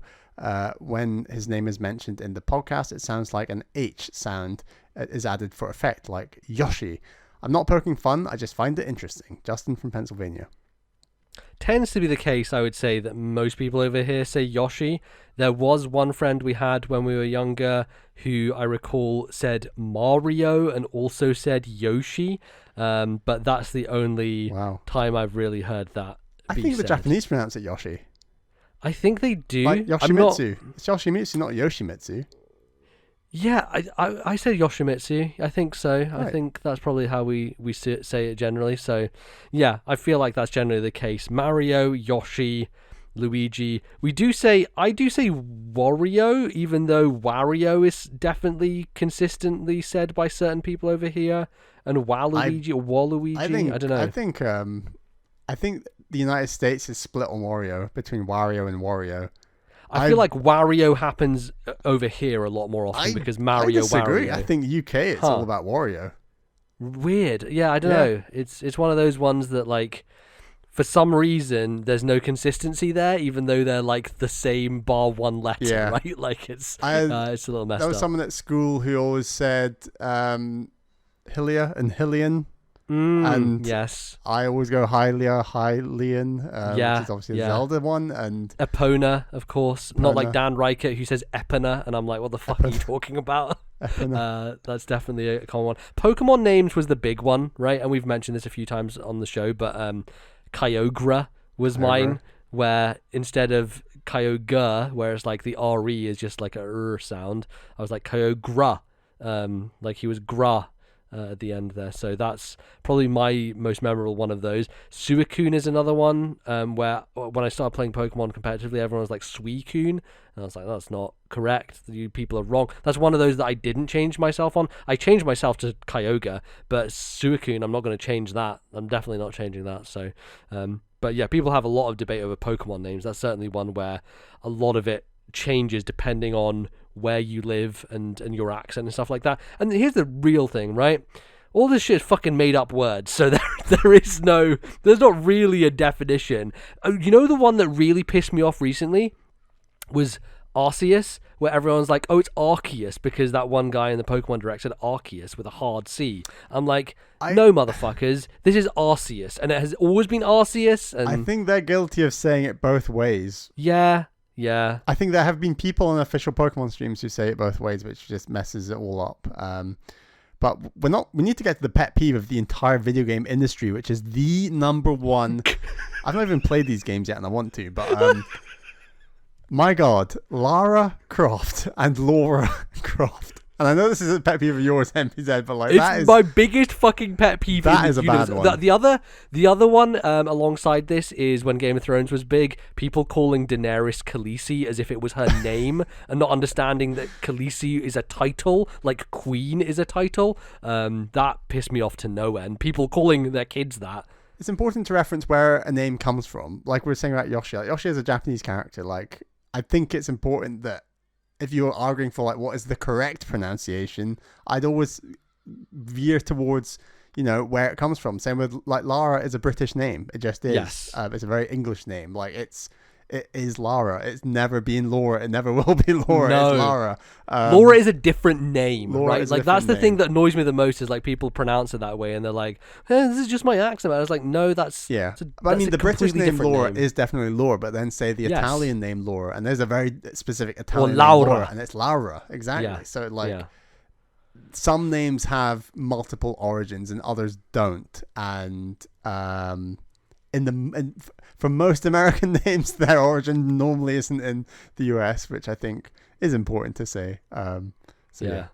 Are you guilty of pronouncing something wrong, but just knowing it's wrong and doubling down on it and not changing just because you're like, well, this is how I know it now and I'm not going to change it? Happens to me a lot when I read fantasy books because there's a lot of, I talked to you a little bit about this, of, you know, these fantasy names. Well, the Wheel of Time is coming out on Amazon, right? They've got to nail those names, right? They have to canonize these now, right? Okay, so to be fair, I have changed my verdict on one of them because I did have a very stupid one that I clung to for a while, but then, you know, listening to podcasts and stuff, barriers get broken down over time where you don't do it the same way. So there's a character in the Wheel of Time who's called Egwene, and I called her Edwin for like the first 3 books in my head, and I'm like, I'm not changing this. I'm not going to look at any pronunciation guide. There's nothing here. I'm just going to say Edwin. That's how it's said. And I know that annoys a lot of fucking people, but I was like, I'm not going to change it. And now I'm at a point where I'm like,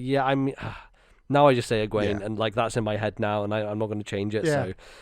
And it's interesting because obviously in books, like, no one is saying those names unless you're listening to a podcast about them or something. There are pronunciation guides, or if you're listening to an audiobook, and the audiobook narrator says it. But I think games are interesting where, sure, when Ocarina of Time came out, there was no spoken cutscenes. So, like, there's no pronunciations of words. Now we're in, like, this world where many AAA games are aping on a lot of film stuff, and there's huge cutscenes with names being thrown around all over the stuff, all over the place. That it's very, everyone knows Aloy is pronounced Aloy because everyone in that game says Aloy, and no one is saying the thing Alloy. that really boggles my mind is some people who play the game, who hear the name multiple times, and they still just say it wrong every time. And I don't. Are we going back to Lara and Laura?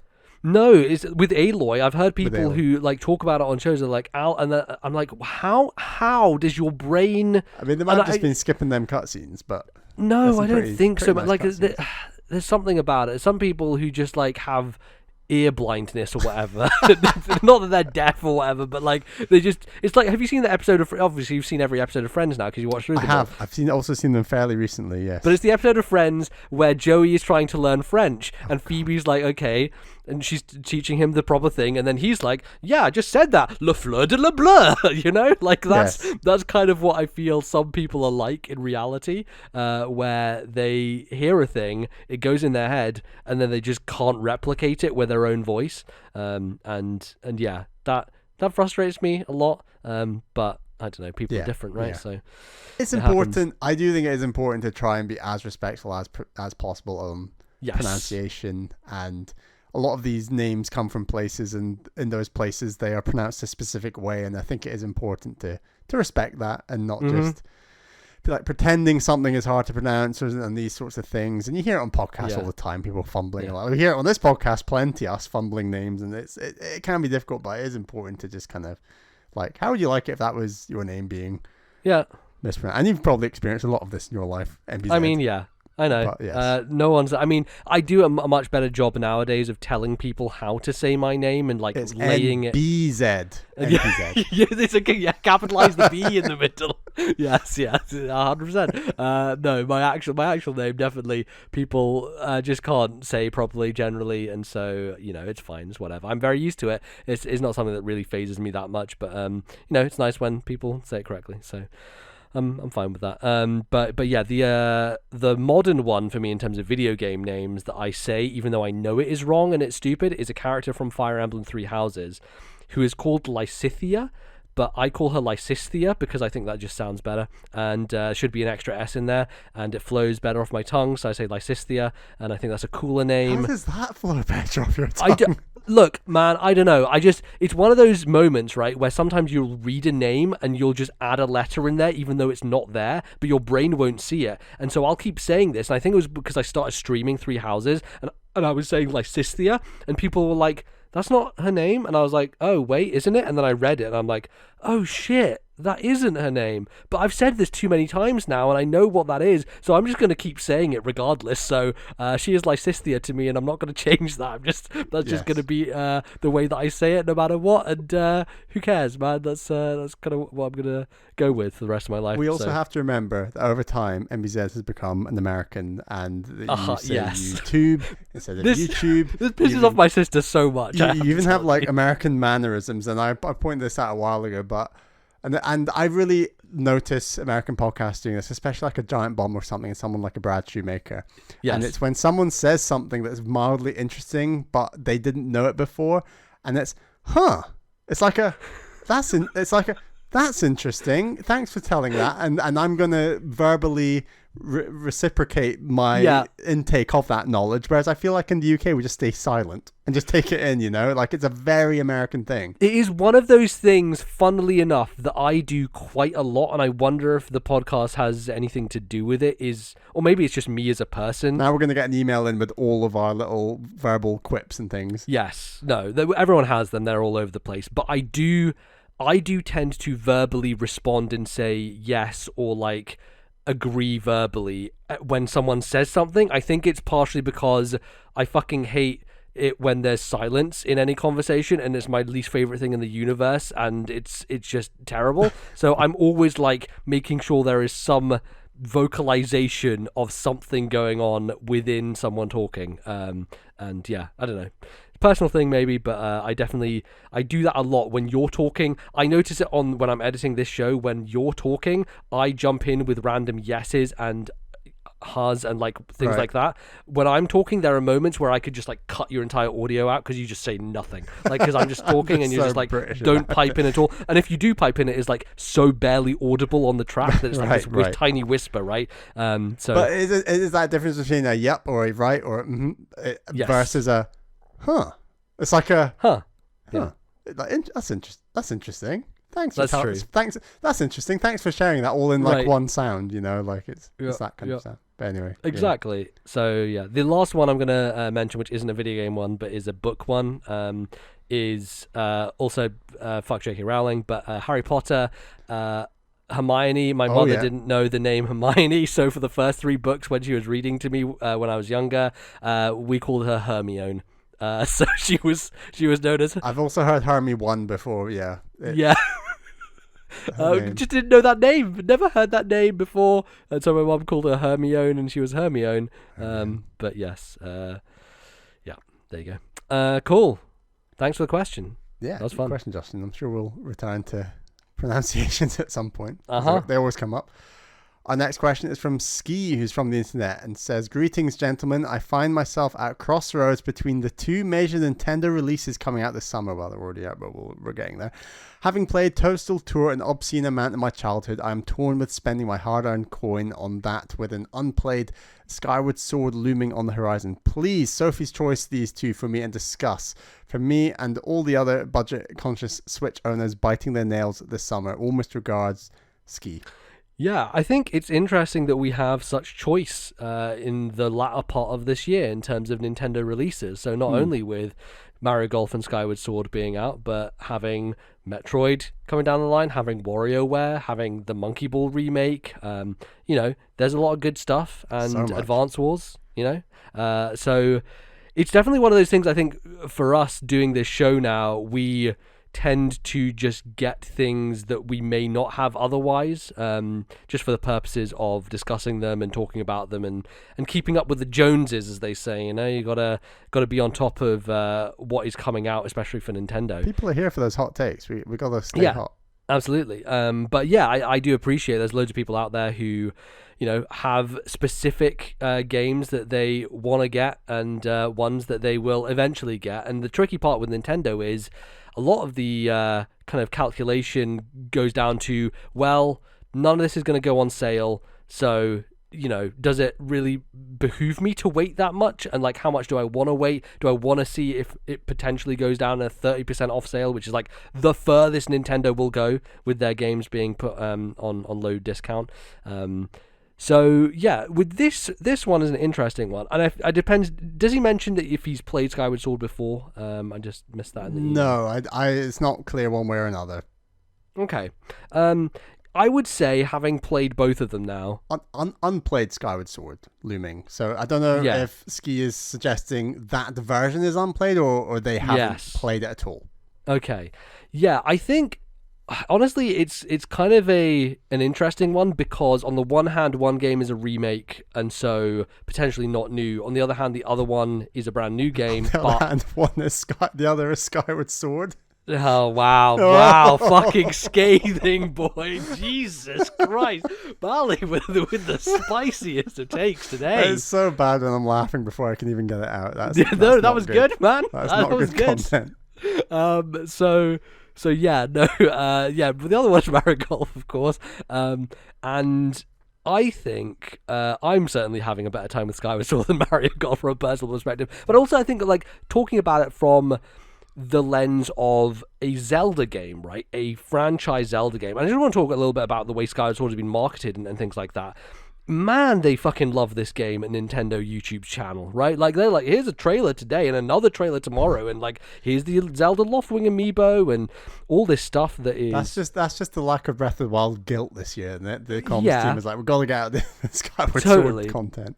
But like, there's a prestige afforded to Zelda games that other series don't necessarily get. Now, obviously, Mario Golf's a game where Mario features in it, so it does have that going for it, which is a pretty big deal. But Skyward Sword definitely got a lot more love from Nintendo, and even those fucking Joy-Cons, right? Those Triforce Joy-Cons, which look very nice. I will be honest. If my second pair of Joy-Cons break, then that's potential. If those even are able to be bought, because of course they go out of stock like nobody's business, but it, to me, feels like, despite being a remake, it is the least likely to go on sale, and therefore it would be a better choice to play right now. Not only that, but it's a beefier game, it's a longer game, it's going to last you, right? And if you're having the choice between multiple games and what's going to last you, I think you also probably have to take into consideration, are you going to play with other people, right? Because Mario Golf, the benefit there is multiplayer, and are you playing online? Are you going to play with other people? So really, there is a length conversation to be had with both of these games, and which would be the more valuable one. But I think from the perspective of price is going to remain high for Skyward Sword, whereas I feel like of the two games, Mario Golf is more likely to drop into a bargain bin potential, even though that's not going to happen necessarily, right? There's only rare games from Nintendo that ever hit the, $5 a month after release, and those two those two brave souls are Codename Steam and Metroid Other M, the only two Nintendo games I've seen that have just sharply declined in price to the point where they are dirt cheap, and the stores just want to get rid of them and they can't because no one wants to buy Codename Steam, and it makes me sad, but there's a lot of copies of Codename Steam out there for £5, so you can find one if you want it. Definitely not going to be a hard to find game, I think, in the future. But yeah, I definitely think from that perspective as well. So it depends, it depends on kind of what type of experience you're looking for. How much does a single player Mario Golf experience speak to you if you are ultimately going to spend hours and hours playing it online? It's kind of the argument we had with Pokemon Diamond back in the day of like, yeah, we played that single player for 40 hours, and then the other 800 hours I spent like doing online stuff. So it's kind of tricky to say specifically because it all is based on your own circumstances. But my recommendation would probably be Skyward Sword. And Bally, as someone who has not bought Skyward Sword HD, I'm interested to see what you think. Yeah, I mean, I do have my issues with Skyward Sword that I've said on the show before, but I do stand by the fact that I do think every Zelda that I've played is a great top tier game. Like I'd even include Skyward Sword in that. Like, it's still a great game. And I think that in many senses, Super Mario Golf, I can't remember the name, the Switch one that just came out. Super Rush. It's just, it's a bit boring in some aspects, and the story mode is fine, and it's not doing anything really special. And I think the whole Super Rush mode itself, I've talked about on previous shows, that it's just not my cup of tea in the slightest. I like the vanilla golf, and it does the vanilla golf well, but I would have liked to have seen more in that sense, like more courses, more modes, and less just gimmicky ideas like the Super Rush mode. So if I had to, I know I bought not Toadstool Tour, Super Rush, but you did buy Toadstool Tour at one point in your life. I did, but if I had to play one of those games now, I would play Skyward Sword. I just don't love the idea of spending 50 quid, 60 quid on it personally, but it is the better game, and you should play the better game, which I think is Skyward Sword. Yeah, and I don't know. I feel like it's a game that deserves redemption. It's a game that deserves another look, and for all the kind of excitement that people were having around Mario Golf and versus the skepticism that people were having around Skyward Sword coming back, I think they've both gone kind of in opposite directions, right? Where like Mario Golf was like, oh, it's fallen off a cliff, whereas Skyward Sword was like, don't know about this, and then people are like, oh, actually, yeah, kind of good game, because they've just done a lot, I think, just to make it, better and streamlined. Yeah. I've got a hot take on Skyward Sword, right? Okay. Lots of people have their issues with Skyward Sword, but here's a unique issue I have with Skyward Sword. Oh boy. So before Skyward Sword, the Zelda timeline was like this here we go. Fan theorized thing that was a bit zany, a bit loopy, a bit out there, a bit, that links, maybe not, it might link to that, might not, and it felt like something that the fans owned, it was something that was underground, it was weird, it was Are you saying that the Skyward Sword is the point where Zelda sold out? Is that what you're saying? Skyward Sword is the point where Nintendo were like, Zelda timeline, we could make money out of that. Let's make a game that is at the very start of the timeline, and we're going to do this Hyrule Historia following the game, and we're going to make an official timeline, and that's when the timeline, it all went corporate and sold out, and I don't like it. I don't like it. That's Hyrule Historia, man. It's canonized now. It is in writing.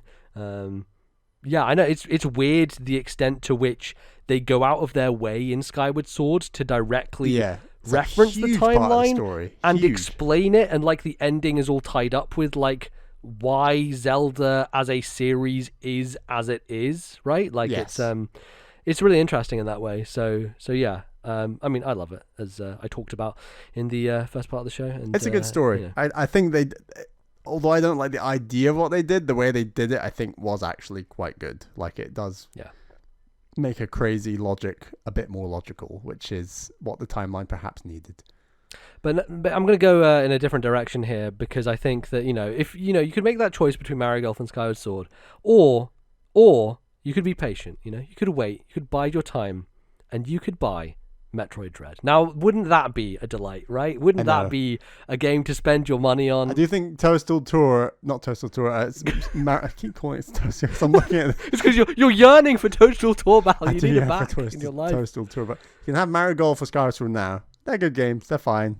I mean, I did say Skyward Sword is a great game. I stand by that. But there are even greater games coming later this year in Yeah. Advance Wars Reboot Camp and Metroid Dread and WarioWare and all these. We say this cool... having not played any of these. We don't know, but I don't know. There's an anticipation there. There's an excitement. There's that hype. I'm looking forward to. I'm excited. So yeah, maybe save your money for Metroid Dread. That's what I would do. Everybody listening to this podcast, please buy Metroid Dread. I'm begging you, please buy Metroid Dread. That is my plan. I think people will, and I hope so. I hope so. That kind of links to the next question. All right, well, let's talk about it. Matt, who says, "Hi, Bally and MBZ. Hope you're both doing well and still buzzing from Nintendo's E3 Direct. I thoroughly enjoyed it, and not just because it was the only E3 conference I didn't have to cover for work. I thought it was one of Nintendo's best directs in years, and it also feels like they didn't show all of their cards, leaving me hopeful about Nintendo's 2022. Metroid in particular was a standout, with the double whammy of the Metroid 5 announcement followed later by the Metroid Dread name reveal, showing that Nintendo still knows how to hype up their long-time fans. However, while I enjoyed the Metroid Dread reveal as well as Advance Wars, there was one thing on my mind throughout the presentation. Will these games sell enough? And it wasn't until later that it hit me what a ridiculous thought this was to have. Here I was watching a Nintendo Direct that revealed 2 games I'm incredibly hyped for, and I'm immediately analysing whether they will have enough mass market appeal to sell well enough and convince Nintendo to keep making games in the franchise. Why can't I simply be happy with the games that were revealed? I know that I'm going to buy and enjoy them both, and shouldn't that be enough? I wanted to know if you guys struggled with this as well, and whether it's a problem particularly for Nintendo fans. I've always enjoyed PlayStation franchises and own all of the current consoles, yet I only ever think like this when it comes to Nintendo. As always, keep up the good work, Matt." Well, Matt, if you heard me just prior to reading your email, then you'll see I have fallen into the exact same scenario that you describe in your email, which, it's interesting, isn't it? I think we are guilty of doing that often. And I think part of it is a bit of survivor's guilt of like, look, we've been through 19 years of no 2D Metroid, and so part of, I think, our assumption with those types of things is the reason it's been 19 years is because the Metroid games didn't do well, and therefore Nintendo decided this is not financially viable, and therefore we're going to put it away for however long. But I feel like the answer is probably a lot more complicated than that, and it's not, as kind of Sakamoto discussed and, trying to get this game made, it's probably a bit of that for sure, but I think there's a lot of other factors going on, right? Like the whole idea of they wanted to do this certain thing on the DS, but they didn't have the capability. The fact that Nintendo's entire R&D structure changed around that time, and so Sakamoto didn't have a dedicated team anymore to make that type of game. And the fact that, Metroid Prime was becoming this own separate thing on the side, and that was being done by a different company, and so he's trying to find another company to work on it. We know that they potentially tried to work with Next Level on a Metroid game that didn't work out, and it's all about like him trying to find a way to get this made, and then not really being avenues within the company to do so. And I think so much of Nintendo's IP and what drives like these franchises being made is having a cheerleader there to actually get on board with it and bring it back, right? Yeah. And if you don't have that, if that person is not there anymore, it leads to franchises disappearing or franchises not being cared for by the people in charge, or the people who are in positions to make those type of decisions, right? Like, would an F-Zero be made if someone there at the company was interested in making one? It doesn't seem like the comments we get from people like Miyamoto is, oh well, we had to do something new with it in order to make it, and it's my least favorite comment that Miyamoto makes, because like, what's so ironic about that is that then they create franchises where all they do to change it is stick the word new in front of it, and then for them that is new. So all we want, Miyamoto, is new in quotes F-Zero. Yes. No. Oh my fine. Goodness. Yeah. I mean, that's definitely going to happen.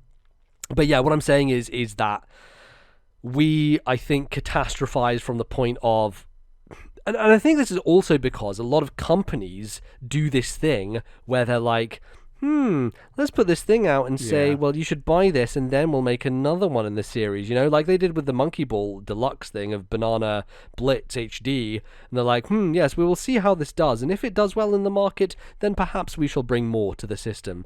And it's like, well, I just don't like that shit, because people aren't going to buy Banana Blitz just so that they can get the other game to get there, because they're just not going to buy it because they don't want to buy Banana Blitz, right? They're going to buy a thing because they want that thing. And so having something that is adjacent to it as this might be a way to test the waters, I've never thought is a great thing, is when it comes to like the hardcore kind of fan base of it, right? Because those people are well informed enough to be like, well, this isn't the thing I want, but this company is saying this thing, and it's like, it just puts people in a weird position, and it's never sat right with me. But it is partially why I think we feel this way when it comes to these games. It's like, okay, well, I guess I've got to buy Federation Force now to show them, or in that case, the blowback is so bad that maybe Nintendo looks at that and thinks, well, okay, maybe we need to work on something else in order to make this work. So who knows? I got 2 points. Firstly, I don't think Metroid's ever really sold that well, like ever. No. But they still went through a period where Fusion and Prime 1 came out on the same day. Prime became a trilogy. They also remade the original Metroid into Zero Mission, all within like... It's like a 5 to 6 year span, if you right? include Prime 3, it is like I guess an 8 to 9 year. But even those other 4 games, it is like within a 5 year period or whatever. So yeah, there was a period where they were like, we like Metroid, we are making a lot of Metroid. I think to some extent maybe it's because it does critically do well. I think Nintendo are still probably vaguely interested in having some games that do well critically, and not all of their games do, to be honest. I think part of the reason Prime 4 came back is that kind of mythical quality that it has to a lot of Nintendo fans, right? Like, there is a way in which there is a respect that the Metroid Prime name carries, which I think is more interesting to them versus how well commercially it will do. Because frankly, Prime 4 will be the best-selling Metroid game. I think that's I'm pretty confident in saying that. I think that's regardless of its critical score. Like, it will, exactly, like, guarantee, because like everything gets a Switch boost, and everything gets a Switch boost. Yeah, exactly. Like every franchise, we've seen it across their entire portfolio, and so I think that's why this is an interesting era, and why we can maybe start to shed some of those fears a little bit. Is like, I'm telling you all to buy Metroid Dread. I know a lot of you will buy Metroid Dread, right? Like, and I think there's a zeitgeist about it. I think partially because the way the internet works these days with YouTubers and stuff like that. There's younger people online who are just being familiar with these franchises because they've heard about them, and now there's a new one coming out. Yeah, who haven't played a Metroid game, or they might have played 2017. Yeah, and so people are now getting excited about it in a way that they will commit and they will actually get the game, because they want to get invested in something new and they want to care about something new. And so, yeah, I think that we're going to be okay with Metroid Dread. I think it's probably going to be the best-selling 2D Metroid, bar none, right? Like, we're at that place where it is pretty confidently, especially launching alongside a brand new Switch model, which is pretty cool for that game. Probably going to give it a bit more of a bump, but yes, I do think that things are changing with the Switch era in some senses. But like, on the question of, is it wrong to like want, a game to do well, to sell more? It's like, I think it's like supporting a football team, you want your football team to do well, because then they play in the Premier League, and if they do badly, they get relegated, and it's harder to watch them and enjoy them in the same way. And I think that, imagine if the Premier League is the Switch, imagine they've expanded the Premier League by 15 teams, that's how, like, I think the sales will do. It's a weird comparison, I know, but like, I do think we're in this era where, as you say, everything is selling well on Switch. And yeah, if you are supporting your game, you want Advance Wars to come back, and it had its heyday back in the early noughties, a bit like Arsenal did. It's like, hey, Arsenal's back, it's been promoted again, here they are, they're back in the Premier League, and Reboot Camp's coming out, and like, there's no harm in that. Like, it's just, you want your, in an ideal world, everyone wants the Fire Emblem Awakening dream, right? They want their team is on the cusp of relegation, but then they go on to win the Premier League 5 times in a row. Exactly. It's like everyone wants that to happen to their team. That's the dream. Not everyone can be, Manchester City, who buys their way to the top like 3D Mario. It's not that simple. It's like everyone likes that redemption story. And really carrying this analogy, Bally. I mean, these narratives exist in gaming as they do in sport, and totally, and everyone's entitled to that. And the way that games sell and don't sell does play a factor.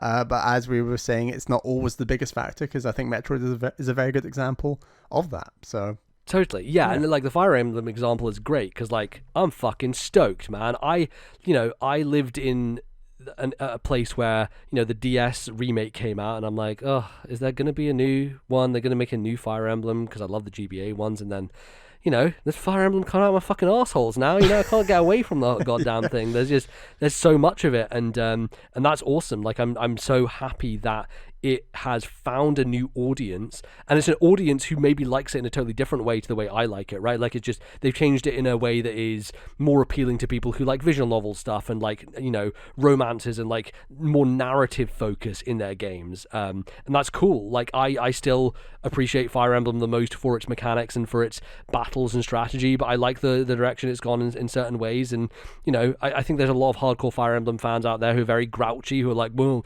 this is anime titties, no, I don't like it. And, there is valid points there. There's lots of anime titties, and I definitely think there are issues there. However, why are you not happy that your franchise that could have been dead is like alive and thriving right now? Yes. I'm so thrilled that Fire Emblem is a mainstay, that is a staple of Nintendo's IP, and the way that it's been successful means that they can afford to take risks with it and do some weird stuff. So yeah, I'm really happy about that. If we lived in a world where Advance Wars came back and was able to do the same thing, I'd be just as happy, even though I don't really care for those games, because it is a staple. It is a thing that people have wanted for a long time, and I think it'd just be good. It'd be healthy for Nintendo to have a broad stable of IP that they are always working on, and that's the thing, is like a lot of it fades in and out of their portfolio depending on what era we're in. And I'm sure there will be, I don't think there will ever be an era where Mario fades away from Nintendo, but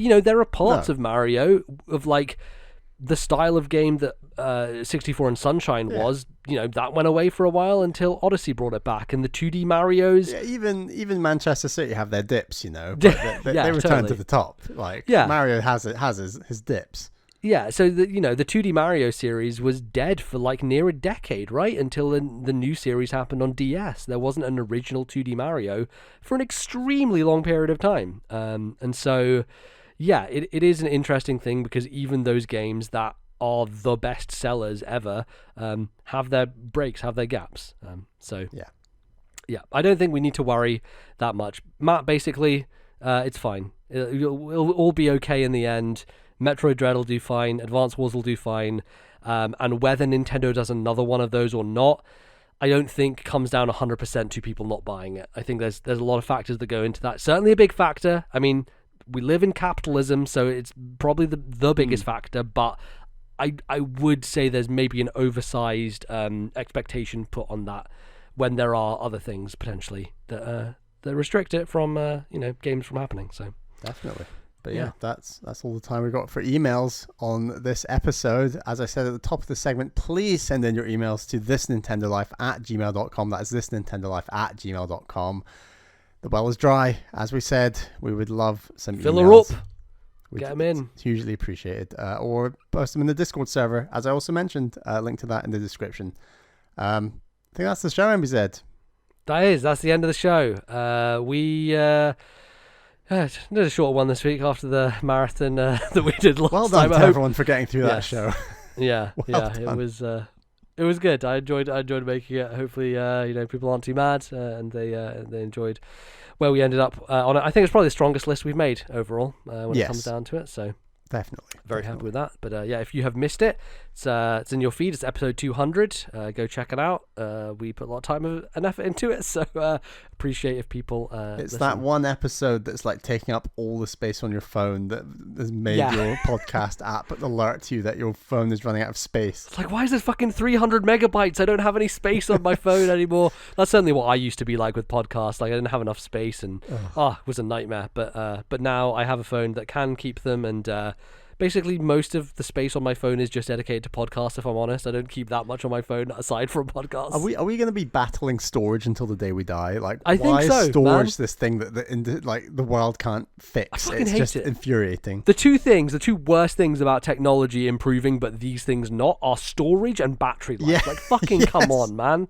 Oh, it's a Yeah. nightmare. We've been having lithium batteries since like the Game Boy Advance SP, and we're still using lithium batteries. There must be something else we can invent.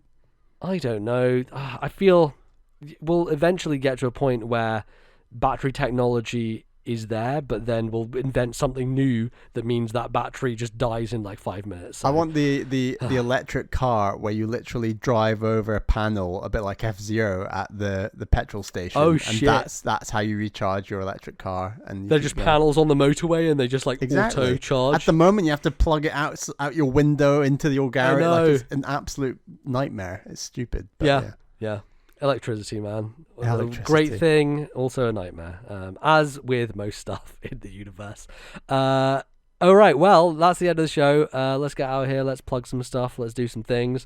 Bally, where can the fine folks find you on twitter.com, the hellscape that is twitter.com? Please find me at Ballyman91. That's BALLYMAN 91. Lovely. I'm just not tweeting much at the moment. You just don't tweet, Bally. You might as well just close your fucking Twitter account, because you don't tweet say ever. something controversial to me. Get me riled up. I know. I'll talk to you. I'm there.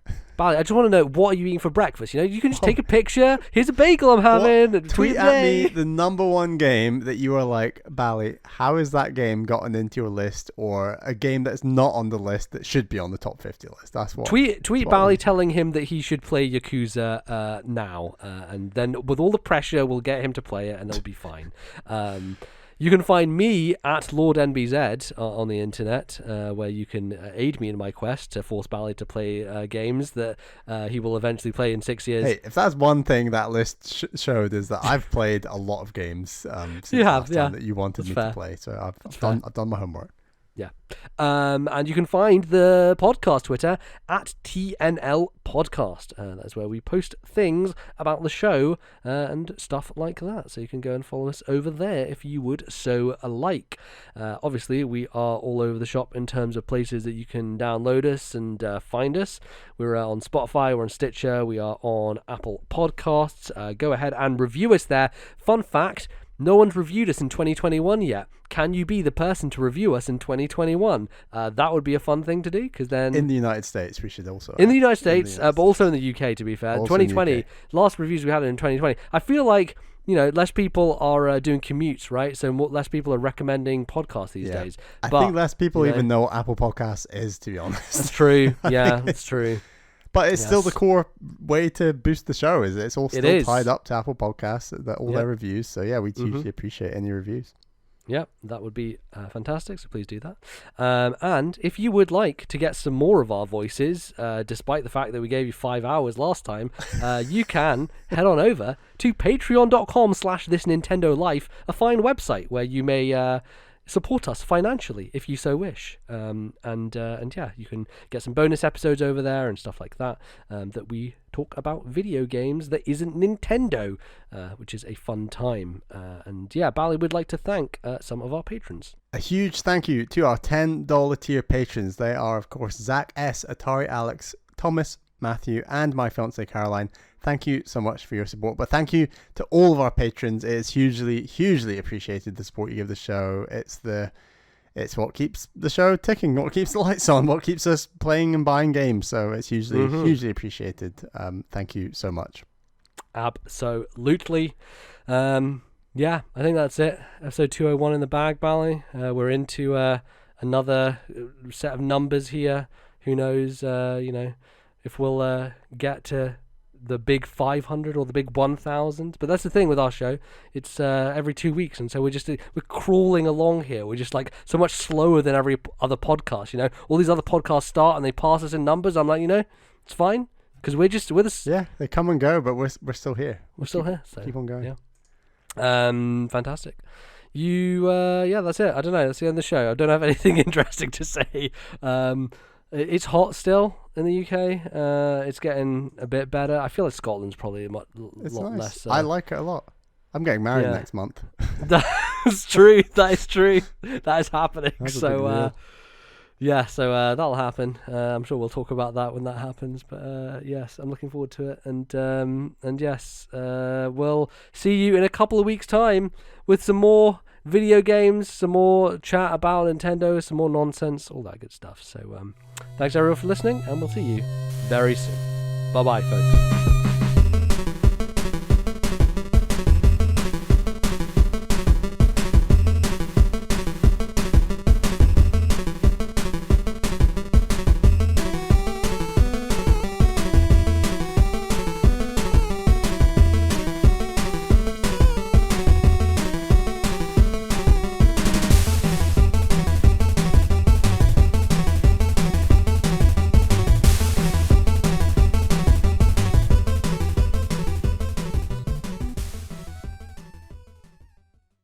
The musical interlude used on today's show was Avarice from Death's Door. Copyright Devolver and Acid Nerve 2021.